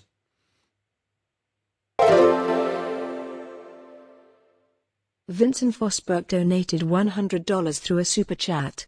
SMX Security Matters review, please. There you go. One of our members donated a $100 tip to me to cover this review. Obviously, a lot of passion for the stock. And since then, others in the chat, we're making this here in a live video. I said, great, SMX, let's talk about it. Now, what is it? I'm going to try and break it down. In this review, you're going to get the most honest review you've ever seen on a stock. I'm not paid. Well, obviously, I got a tip there to do it, but I'm not sponsored and paid by the company to do this review. So what I say is what I feel. I'm not trying to promote the stock. I don't own the stock. I only own the S&P. I'm not here to pump and dump. I'm just here to give the facts, the most honest, real review you've ever seen on YouTube and Rumble and other social media. During this review, what you're going to get is a lot of information. It's going to be quite a long one, this one. You're going to see a very limited amount of financials, as there isn't that much information. However, we're going to look at who's buying on the inside, who's selling on the inside, profitability score, solvency score, balance sheet, cash positions, you name it, we're going to cover it. We're also going to take a look at the website as well, and we're going to learn about the company. What is it? This is a very interesting video I'm going to share with you in a few moments. A bit more information, latest news. We're going to look at the stock price, the whole thing we're going to cover. Now, this is a very low float stock. What is a low float stock? Let's start with this. A low float stock are stocks that have fewer than 10 million shares available. Very, very small for public trading, and are considered to be more volatile than high float stocks. This is because a single trade in a low float stock has bigger ramifications than a trade in a high float stock. In other words, if we rank, which we will, number one on YouTube within days for this stock, absolutely 100%. No doubt about it, because we rank number one for much bigger stocks than this. And my members and people that watch my show bought this stock. It could go up 300%. Absolutely. Now, I'm not telling you that because I want to pump the stock at all. I don't own the stock. I'll never do that. But if my members benefit and the stock, the company gets put in front of a wider audience, if it's a great company, that's great by me. People get employed, people make money, great innovations come to the world, and my viewers make money. Fantastic. Love that. I will not benefit from it at all. At best, I'll make $10 on the video. And as you saw, I got a $100 super chat to make this video, but that's not from the company. That's from an investor who would like me to talk about it. He doesn't know what I'm going to say. I might say it's rubbish. I might say it's great. I might say that as well. I don't like penny stocks particularly, but I know you can make money from them. I only buy the S&P. I wouldn't buy a penny stock. It's not for me. However, and this is very penny stock, this is 15 cents. However, that doesn't mean to say you don't like it. Doesn't mean to say you can't make any money. Right, so let's get straight into our review. A lot of information in this review is going to be given to you. So buckle up, tap the like button, share it out, because if this video does well, a lot of people are going to make some money. I don't doubt that for a second. All right, so hit subscribe, share this. Under the video, there's a share button. I will put it on all my social media, my X, my StockQuits, you name it, I'll put it everywhere. And share it, get it out. A lot of interest on it, and I'm no doubt about it, then some people can make some money from this stock. Right, okay, 15 cents. Now, don't confuse that. Don't confuse that with something like Fisker is at 2 cents, completely different. There are many, many more shares available. It's just down a lot lower. This is a very, very low float stock. There's hardly any money in this at all. So in comparison, the stock price would be 0.00001 cent. So just bear that in mind. It might sound more expensive than, say, Fisker, for example, but it's a completely different animal, a completely different company, and you can buy a few shares and this stock move. That wouldn't happen with something like Fisker. All right, so now you understand what a low float stock is. You know what this is and what can happen. I've explained it here. Let's go and first of all look at the stock and get some idea of what it actually is. All right. Okay, the company itself, there you go, a very, very strange chart. It opened up here publicly back here in 2021. So it's only been around a couple of years, so it has very limited history. You can't compare it to the S&P back testing. There's hardly any point, all right? We popped up, and as you can see, as we opened, we went straight up parabolic to $216 or $218. Now, I want to stress, it may have never been that price. We may have had reverse splits. I don't know the history of this stock. I'm looking at it now. I don't know. Thank you, K-Smooth, for your subscription. We're making this during a live video. It went sideways for 21, 22, all the way through until 23. Very interesting. Hardly moved at all. But again, if you zoomed in, you would see it moving, but we're just looking at it at a basic level at the moment. It then came down. What's good to see is it didn't drop in 2020. It came out in 2020? No, 21, just after COVID. So it didn't have the COVID pump that some stocks do. Everyone started buying it because of COVID, but it's not because of that. It was later than that, and then it came all the way down, and now we're running around the sort of the $2, 176, and now we've been down, and now we're 15 cents. Okay. Right, let's read a bit more about it, basic, and then we're going to get in more details in a minute. Security Matters, SMX, is a holding company which engages in the provision authentication solutions. And I'm going to explain how this actually works in a minute. I've got a really good video that explains it. Authentication solutions. So essentially, this company doesn't make the things it authenticates, all right? It's involved in everything. It has patterns with everybody, from Pepsi all the way across to NATO, I think it is, or NASA, I think. We're going to look at it in a minute. But anyway, the point is, it doesn't make anything. What it does is it creates authentication with the physical world. So it brings the physical world into the digital world, all right? The company was founded in July the 1st, 2022. Its headquarters in Dublin, Ireland. I've got family in the Republic of Ireland, so I know all about Dublin and Ireland and all about the Guinness and all the rest of it. It only tastes nice in Dublin, by the way. Doesn't travel at all. I know that for a fact. The listed name is SMX, Security Matters, and 2022, Dublin, 3 employees. Very small company. Again, doesn't need to be a big company, does it? It doesn't actually make anything. It provides software solutions for tracing and tracking, authenticating products and movements, stuff like that. We'll explain it in a minute. I know it sounds a bit strange, what it's all about. Haggai Alon is the CEO.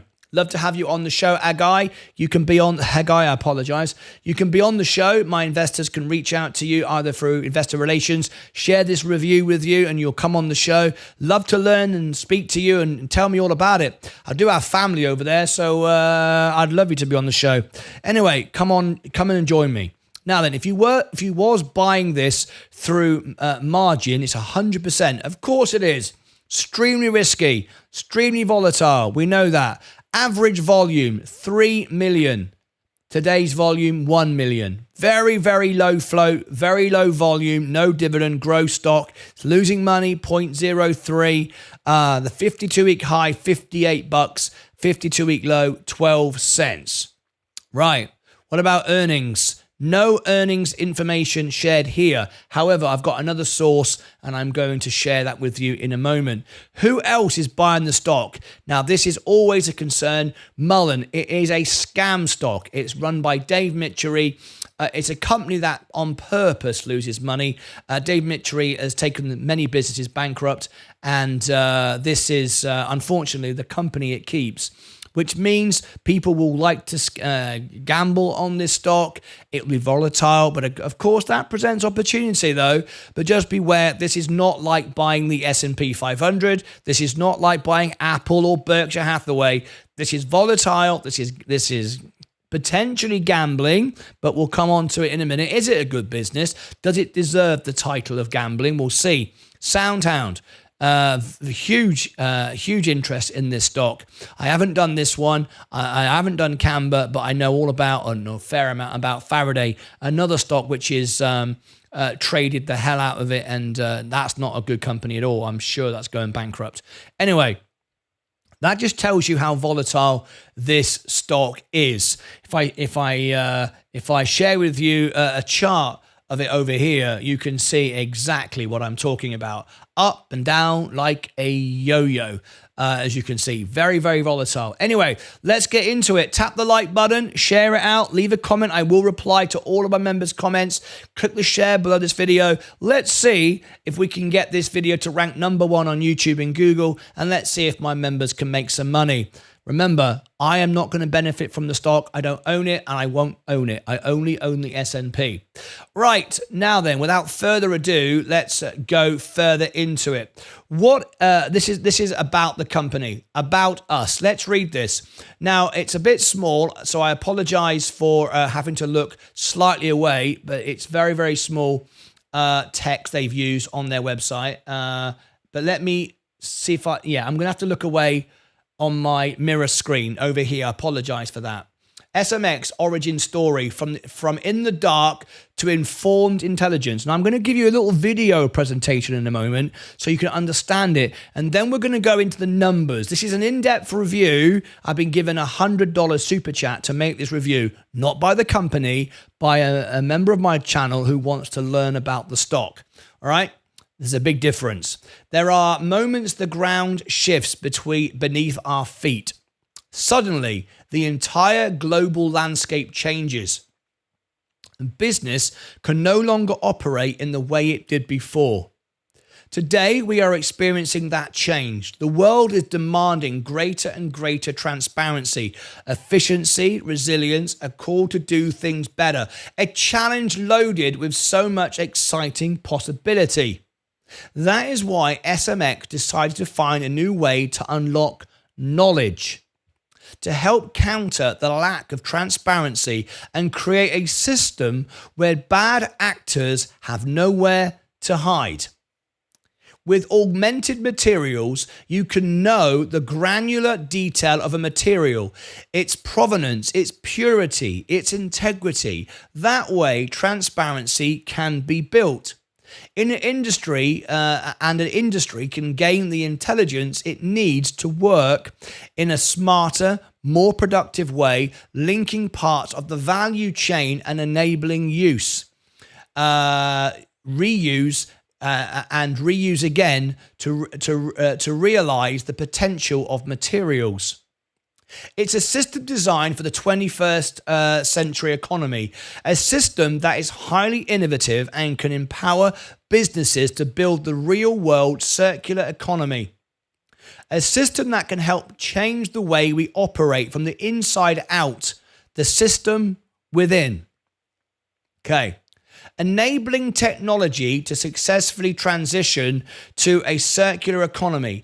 As global businesses face new and complex challenges relating to carbon neutrality and meeting new governmental and regional regulations and standards, SMX is able to offer players along the value chain access to its marking, tracking, measuring, and digital platform technology to transition more successfully to a low-carbon economy. That is why SMX decided to find a new way to unlock knowledge, to help counter the lack of transparency and create a system where bad actors have nowhere to hide. With augmented materials, you can now know the granular detail of a material, its provenance, its purity, its integrity. That way, transparency can be built in. An industry can gain the intelligence it needs to work in a smarter, more productive way, linking parts of the value chain and enabling use. Reuse and reuse again to realize the potential of materials.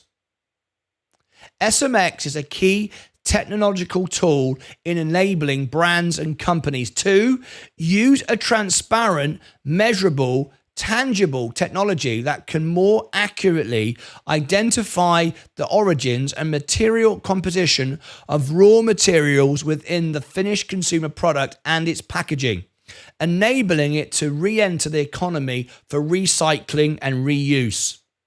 be better positioned to create a leading industry standard relating to carbon neutrality, ethics, and the ability to meet new government regulations and standards. Adopt a transparent value chain stakeholder compliance approach. So now we understand a little bit about what the company is endeavoring to achieve, what it's doing. Is this an opportunity to make money? Well, as we've explained earlier, it's a low float. If my review is remotely bullish, and it may or may not be, if it ranks number one, which it will, and it gets seen by a few thousand people, that's all it takes. And I have 22,000 subscribers on my channel. This stock could go up 300%. No doubt about it. However, if I say it's rubbish, on the other hand, it might not be so good. We'll look at the short interest in a minute, all of that. Anyway, I'm now going to show you a video presentation. I think this is really good. I looked at this earlier as I was preparing this to explain a little bit about it, and then we're going to come on to the numbers. All right? Okay. Let's have a look at it. I'm going to try and narrate this video now because this is their video, but I'm going to do it in a way that's muted and narrate myself because I don't want to be done for copyright. Okay, so let's have a little look. This explains a little bit of what we've just talked about here in a brief video. So, Security Matters, solution to conflict minerals challenge using IoT squared digital twin blockchain. Let's have a look at it. Here we go. Security Matters. We're going to go for this video. What if there was a way of verifying the authenticity of an aircraft's part back to its raw material? The metal parts of the aircraft come from ore mined underground. You can see it moving along here through the chain. Security Matters technology enables a drop-in, unique and invisible solution for marking raw materials. Moving along the chain. Embedded digitally via blockchain to create a trusted bridge between the physical and digital worlds. You can see we can scan this on the blockchain from mine to refinery. This way, no matter what happens along the way, we can track it. With Security Matters supply chain integrity solution, you'll always be able to know if the material came from trusted sources.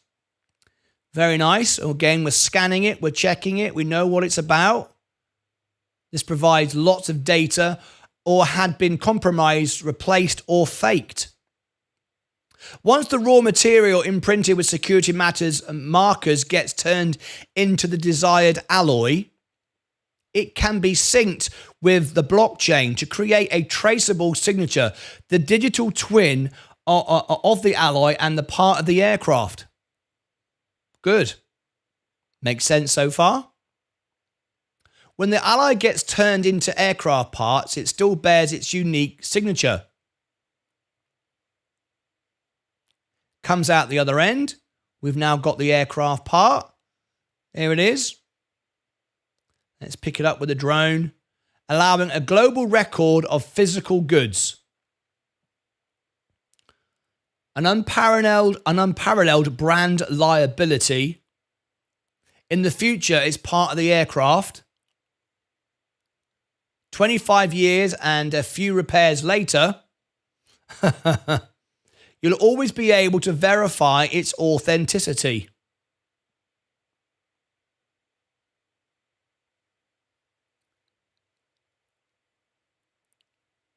Years later, time to recycle. And when it comes to recycling the aircraft, the recycler will always have the aircraft's parts life cycle liability,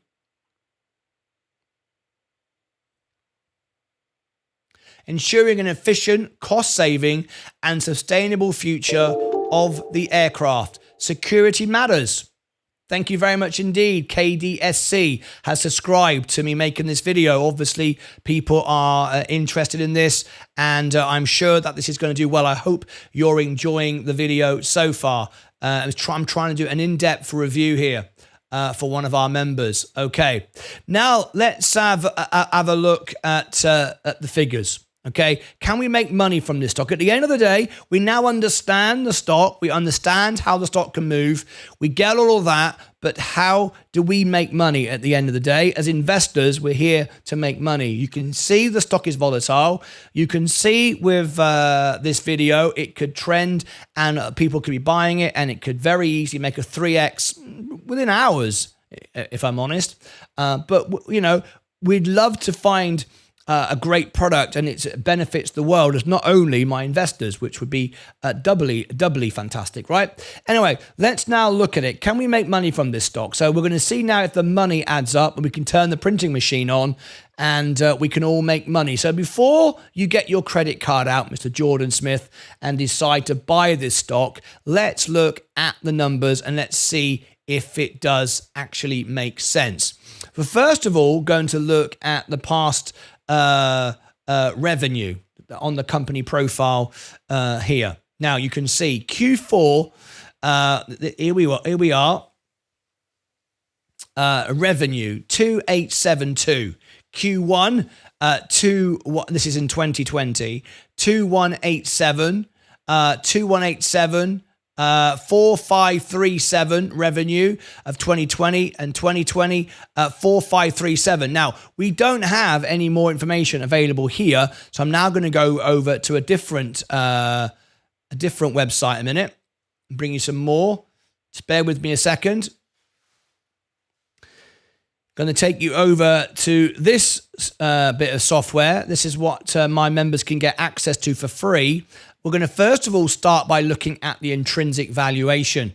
Now, the intrinsic valuation would suggest it's a $4 stock, and we are at 14 cents right now. However, this is an unreliable valuation because it doesn't use relative valuation. It's not used. I beg your pardon. It's unreliable because it's based only on DCF value and doesn't use relative valuation. Right? So it's not a complete story. It appears to be worth $4.65, but it's not necessarily the case. So we can't use that as a firm valuation. Now, if you don't know what intrinsic valuation is, this is how we calculate an intrinsic valuation. You might want to pause here on the screen if you want to pause that and understand what a full valuation actually is. It's only part of the story. Okay, so it suggests it's undervalued, but it's not enough. We've got limited numbers. We understand the product now. We understand what it can do, but the financials are very, very limited. It's new, it's young, it's small, it's low float. It hasn't done anything yet, all right? We've got some more news, though, to share with you about its partners, which I'm saving the best till last. We're just looking at the numbers right now. Okay, so as you can see, revenue, we've got no information here at the moment. Operating income is down 34%. Net income down 17%. Cash, financing cash flow is down 100%. The financials don't look good.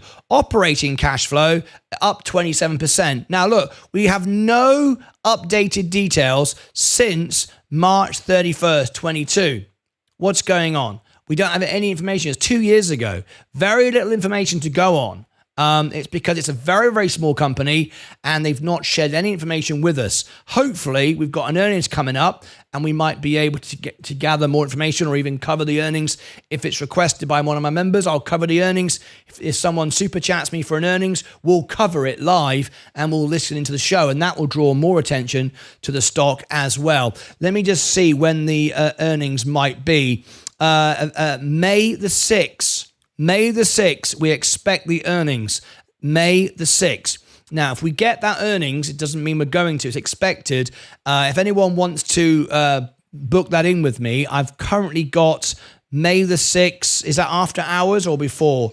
Let me just check. That May the 6th. After hours, May the 6th. We do have 2 other reviews, earnings, but if someone super chats me for it, I will cover the earnings if it's available. I will make that available if anybody wants me to cover the earnings. We will go live and cover the earnings. Anyway, let's now go down into it's first come, first serve if anybody books that in. Just do a super chat or a super thanks if you're watching the video afterwards and you'd like for me to cover the live earnings, then that's how you go about it.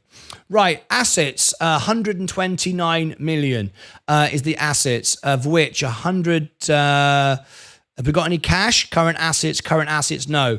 Very limited information, 129 million, very, very small. Doesn't take much to move this stock. 9.8 million in liabilities. Short-term debt, obviously we've got no long-term debt. Short-term debt is 400,000. So short-term debt is all we have, and it only equates for 4%. So it's a good balance sheet. It's a good balance sheet. It has 129 million of assets, 9.8 million is very small liabilities, and half of that is short-term debt. Obviously, it has no long-term debt, hasn't been going long enough. So the balance sheet is a good balance sheet. It's a very small balance sheet, but it's a positive balance sheet at the end of the day. So far, we know we like the technology. We can see how this could be used. We can see how unique it is. They have a lot of patents, and we're going to cover the patents in a moment, and the relationships they've got with Pepsi and other people. We'll cover that in a moment. But its balance sheet is very small, but it's a positive balance sheet. We can't talk about the margins. We can't talk about anything. We don't know how much money it makes. We've got no idea. Profitability score 38%, which is very low, but not as low as it could be. But negative cash flow, negative ROE, negative ROIC, negative operating income. It's not making any money at the moment, obviously. So all that is negative, but it's not as low as you might think, because we've got a bit of money in the bank. Sorry, we've got a good balance sheet, so we're not going bust, and you can see that there. Look. This company's got a good 66% solvency score. So you can invest in it knowing it's not going to be bust tomorrow. It's going to be around for a while. Its balance sheet can sustain it. High Altman Z score, long-term solvency, low DE, short-term solvency is got a negative, but 66% is a good solvency score for a new company that isn't making much money. It's good, but it's very low, very small. It doesn't have to make much to move the needle, if you like. Wall Street, no targets. Wall Street have not analysed this. They've not given it any analysis at all. I'm doing the analysis. That's it. Wall Street are giving it no. It's not on anyone's radar. No one's noticing it. No one's talking about it. Let's move on down. Short interest, 1%. No short interest, hardly at all. Virtually zero. Virtually insignificant. It's down because simply no one's buying it. It's as simple as that. It's not being driven down by short interest, just no one's buying it. That's it. Okay? It's as simple as that. It's got no attention. No one's talking about it. There's no reviews. There's no media coverage. Here is where the media coverage. So mine will be here. You will see my review here. It'll appear on this website. All my reviews do, and it'll make the news, and it will rank on Google, and it'll rank on YouTube, and all those things. Right. Now then, so the numbers doesn't tell us a lot. We know the balance sheet is good. We know there's no short interest or anything to measure, which is good. We like the idea. They're not going bust. They've got a reasonable solvency score. They've got, a reasonable run rate. They've got only short-term debt. They've got a nice positive balance sheet. And operating cash flow is up. No recent figures though, but hopefully we'll get an earnings and learn more. Intrinsic value suggests it's undervalued, but it's not really accurate, so we can't use it. So what else might tell us that we should buy this stock? Well, let's look at some latest deals and partnerships with the stock, and let's see if it draws some potential here that we might want to buy in before anybody else is even looking at it, essentially. Right, tap the like button, subscribe and ring the bell, and let's go and have a look, and let's see if we can make some money. It's an interesting one. Is there an opportunity to make money? Do you like AI? Do you like technology? Do you like all of this kind of stuff? Reaching out and, bit of AI meets humans. Well, that's what we're going to look at now. What have they done? Who are the partners? What connections have we got? Where can this business go? Well, we've got a few headline news here. Let's have a look at it. So first of all, SMX secures a $5 million contract with R&I for NATO supply chain transparency. This is when was this out? This was out just a couple of weeks ago. News provided by SMX themselves. Let's have a look. SMX is pleased to announce that a $5 million contract with R&I Trading of New York. This project, spearheaded by the SMX team, will deploy SMX's cutting-edge technology to enhance supply chain transparency with respect to a NATO member state and with the expectation of expanding to further NATO member states. This new agreement with R&I Trading aimed to set new standards in brand protection, authentication, ethical sourcing, and origination. Now, particularly as we're now entering a world with more instability with wars, you can see why this would be important. All right. Specifically for the fast-moving consumer goods FMCG sector, including beverage and pharmaceutical industries. SMX's innovative approach will enable NATO member states to ensure the integrity and transparency of their supply chains, reflecting the company's commitment to ethical business practices and technological innovation. The president of R&I Trading commented about the collaboration. "We are excited to enter into this agreement with SMX. We believe that their technology is exactly what the industry needs to ensure transparency and security in a global supply chain."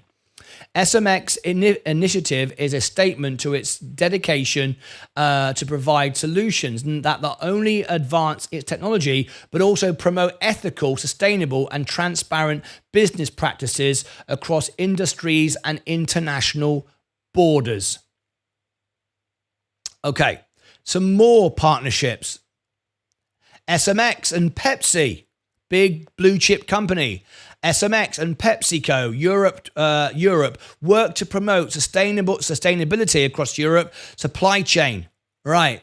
Don't be misled by SMX sub-dollar stock price. The company is doing groundbreaking work with some of the world's largest global conglomerates. However, because SMX often touts this work only through SEC filings or an occasional social media post, hence when we report on this will be known.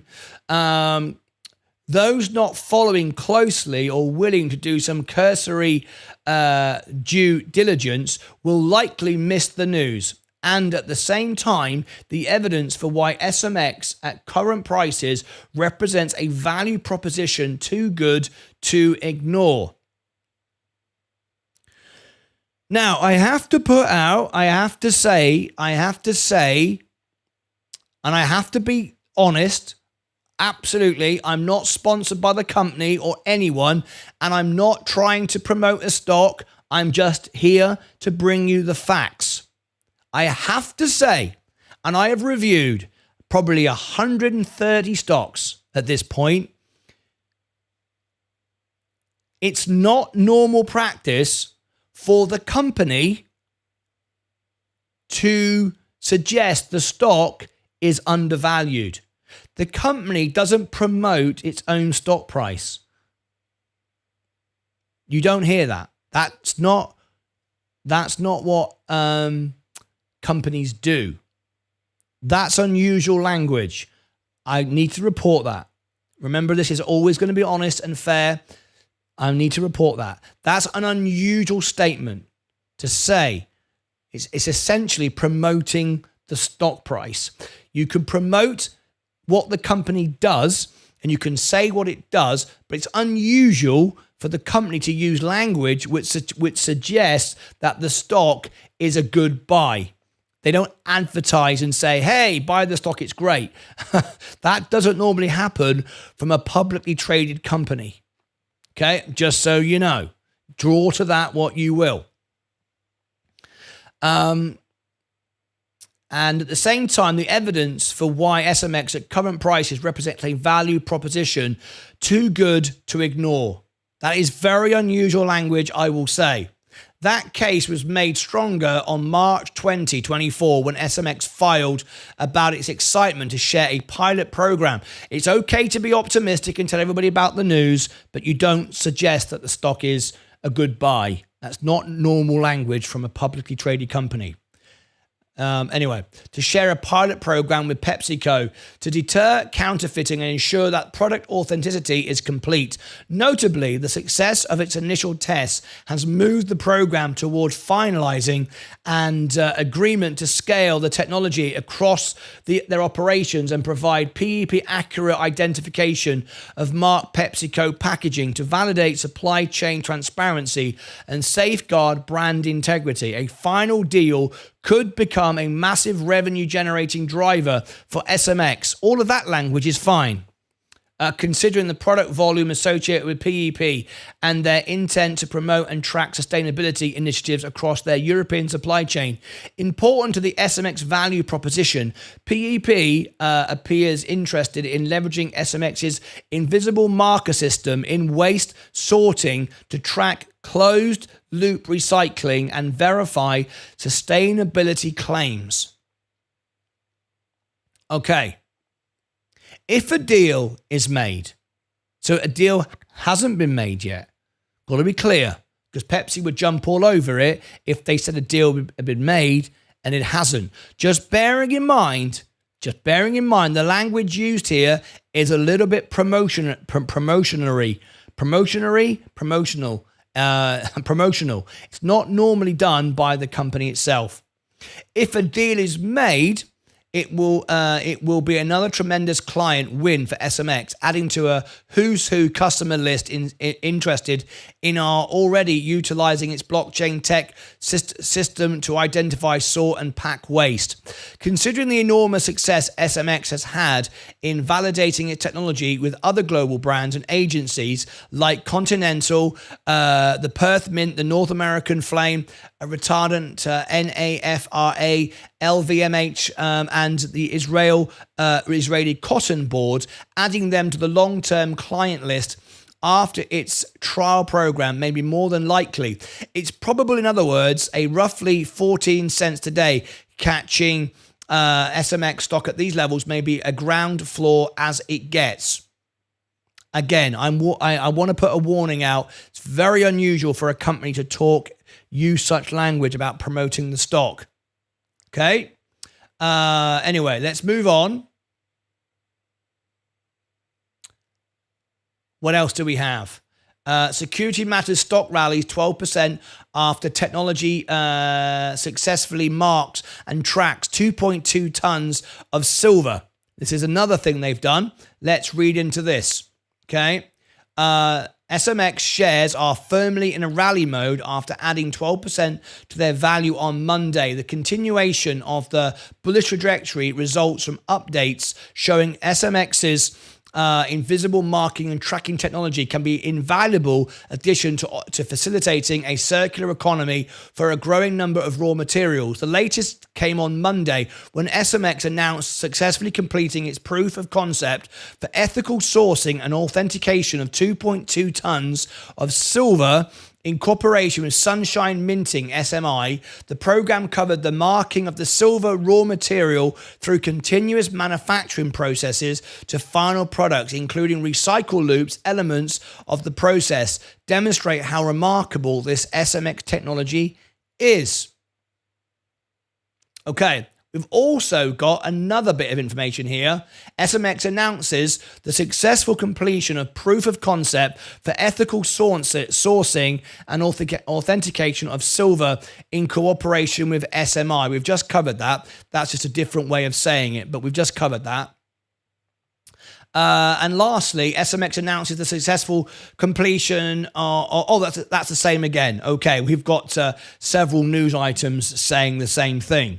Anyway, there you go. A lot of information there for you to digest. Let's round up this review. It's very difficult to put a valuation on this company. In fact, it's impossible. We don't know what it's going to earn. We don't know how much money it can make, what its margins might be. However, it's going to be a software style company because it is. At the end of the day, it will have very minimum costs, I would imagine. It can make software numbers. I'd imagine it can make hundreds of percent, thousands of percent in profit. I would imagine. I don't know, but from experience, I would imagine it could do that. I can see a need for this. I can see how people would find this attractive. But at the moment, we have no numbers. We do have a reasonable balance sheet. It's not upside down. We're not laden down with debt. We don't have any short interest. We have no real media attention. So the stock could go up 200, 300% with a good review. Is this a good review? Well, I'm not here to benefit from it. I don't want to benefit from it. I only own the S&P. I would love to see a great company do well, and I'd love to see my members do well. I think I'm going to be fair and say that I think that this technology is interesting. We've learned a lot about it. A lot of potential customers here, looking good. They've proved the concept. People are showing an interest. We have to be aware. It's interesting that they're suggesting the stock price is undervalued. That normally isn't normally conveyed by the company itself. They just tell you about what they're going to do and what their goals are, and so on and so forth. That's unusual. So beware of that. It's just something to bear in mind. Balance sheet's okay. This stock could do well. This stock could certainly trade well. I'm sure my members, if we put this video out, which we will later on today, and it trends, which it will, and everyone shares it, which they will, a lot of people might be interested. It does sound an interesting stock. It's sexy and rock and roll. It's on the blockchain. It's involved with things that I think today we need, with a world that has more instability now, especially now with what's going on. This will protect businesses, provide value. I can see it. I can see how the company can make money from this. We understand what the business is. However, we don't know yet how much money the business is going to make. We've got no idea. We've got no idea. Now, you might say, well, at 15 cents, and if we scroll up, the actual, if we look at the market cap of the company, it's $882,000. It's under $1 million. If we've got any wealthy investors here today, and you bought $800,000 of stock, the stock's going to fly. Of course, it wouldn't take very much for this to move with some positive interest. No doubt about it. So don't confuse it with Fisker, say, for example, going from 2 cents to 6 cents. It's like a $500 million company or whatever it is. This is not even $1 million. So this can go up 1,000% on a blink of an eye. It doesn't take very much at all. So at the moment, it's without doubt the sort of stock that could trade very well and people could make a lot of money. Again, I reiterate, I won't benefit from it. I'm not trying to pump it. I'm not trying to dump it. I don't own it. I only own the S&P. I hope my members do well, and I hope the company do well. If we get more information and we get the earnings, because we've not had any earnings reported recently. If we get any earnings reported and we get a good positive beat and we get these deals signed up, then hey, the sky is the limit, of course. But at that point, we will be able to value what the company is. It certainly, obviously, doesn't take a rocket scientist to work out if it does deals with these companies. We just mentioned Pepsi, for example, just one of many, and it owns patents as well. We know about that. If it does any of those deals, obviously its revenue can go through the roof. It's only $800,000 market cap. I mean, it's, I used to own a business worth more than this. My theatre show was worth more than this. We turned over $1 million a year. So clearly, you know, this is a much, much smaller company than I own myself. So this can do very, very well at the trading stock. And if we get any of those businesses come off, then of course, this can do very, very well. So there is my review. Is it a buy for me right now? Not for me personally, because I wouldn't buy anything other than the S&P out of authenticity to my show. Is it a buy for you? Could I suggest it as a buy? Well, as a trading stock, yes, because of course, when this video comes out and does well, you can certainly make a lot of money. Is it a long-term investment? Well, potentially, if we know more about it and we start looking at the numbers and reporting on the earnings, then potentially. So yes, it's potentially a stock for the future. We've learned a lot more about it today. So anyway, there you go. Click above my head for all the links. If you want my alpha spread, the software I use, members can get it for free, or a premium plan where you get a lifetime discount, which makes my membership for free. Down below in the description, you'll find the link to the CEO. Invite the CEO. If you want to invite him, what I suggest you do is create a Facebook group, a Reddit group. It probably hasn't been done yet by anybody else. So Reddit / SMX, whatever you want to call it. I will provide you with the reviews. I will provide you with the news. I will provide you with the earnings when they come out. And you could start to build a community around it. You can be in charge of that. And let the CEO know, investor relations, whatever, contact them, get them on the show. We've had much bigger companies on our show. I'm sure they'd love to be on the show and talk about it. I'd love to hear from them. So you can do that. I'll support you any way I can. The video for them is below the video in the description of this video. Over here, more reviews. I've done many, many reviews, and we'll follow up with the earnings. If anybody does a super chat and books in an earnings, I will cover the earnings. There you go. There's my review. What do you think of that? Are we going to see this stock up 300% within the next week? Well, quite possibly. It's up to you now. Until next time, as always, take care of yourselves and each other. All right.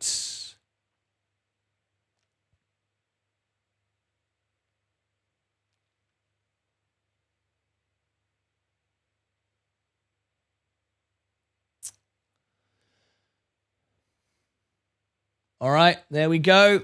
I've got to get off. I'm way over time. That's been done. And that was for Vincent Vosberg.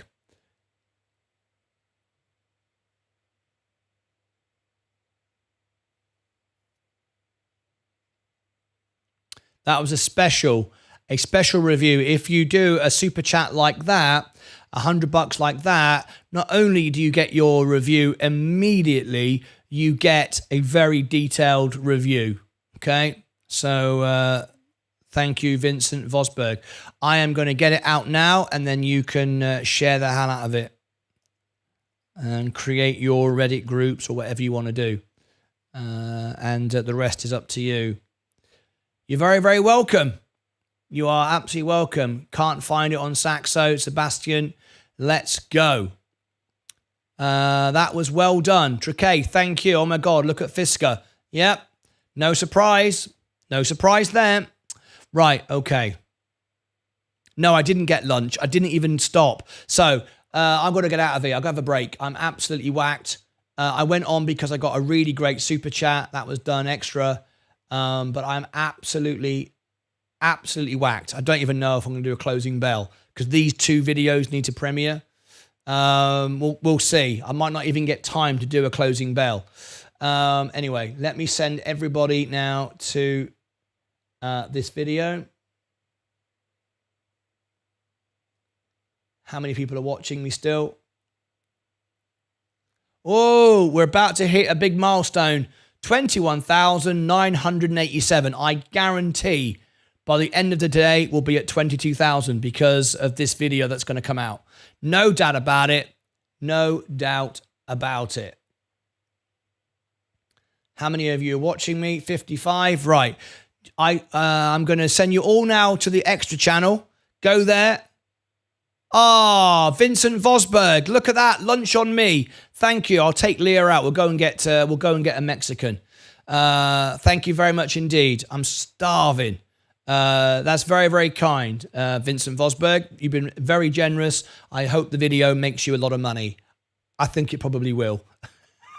If you share it everywhere, and I strongly suggest you create a Reddit channel or a Facebook group so you can get lots of people that are interested in the stock. I think it was a fairly bullish review. I think it was honest and, but I think it was bullish. I think it can make you a lot of money. Anyway, there you go.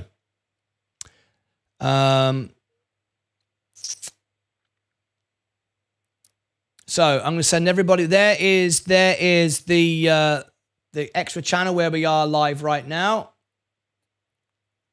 There you are. So go there. I can update you as at the moment the video is done. I'll let you know, and I'll put it out, and you can share it, watch it, and make sure you watch all of it so it gets 100% watch time. And it does well. Okay, that's it from me. I've got to get out of here. I'm way, way, way over time. I'm hungry. I'm tired. I've got to go. Right. Thank you ever so much indeed. That's it from me. I'll send you all now to the extra channel. Jump in there. I'll keep you updated. Support that channel. Keep that going. Remember, it's a very exclusive club. The extra channel is for members. Anyone can watch, but it's a exclusive chat for the members. It's there to support each other, share information, and you don't get any bots, no scammers. You don't get any clowns in. It's exclusive, members only. I know I get less views doing that. That doesn't matter. It's only 99 cents to be a member. It's to provide the best service for you. I'm done. I'll see you back in a bit. Enjoy the extra channel. Until then, as always, take care of your money, yourselves, your crypto, and most importantly, take care of each other. I'm really excited for what this video does in a short while. Oh. Vincent Vosberg donated $20 through a super chat. Luke on me. Luke on me. Lunch on me. He typed it quickly to get it in before the end. That's it from me as always. Take care of yourselves and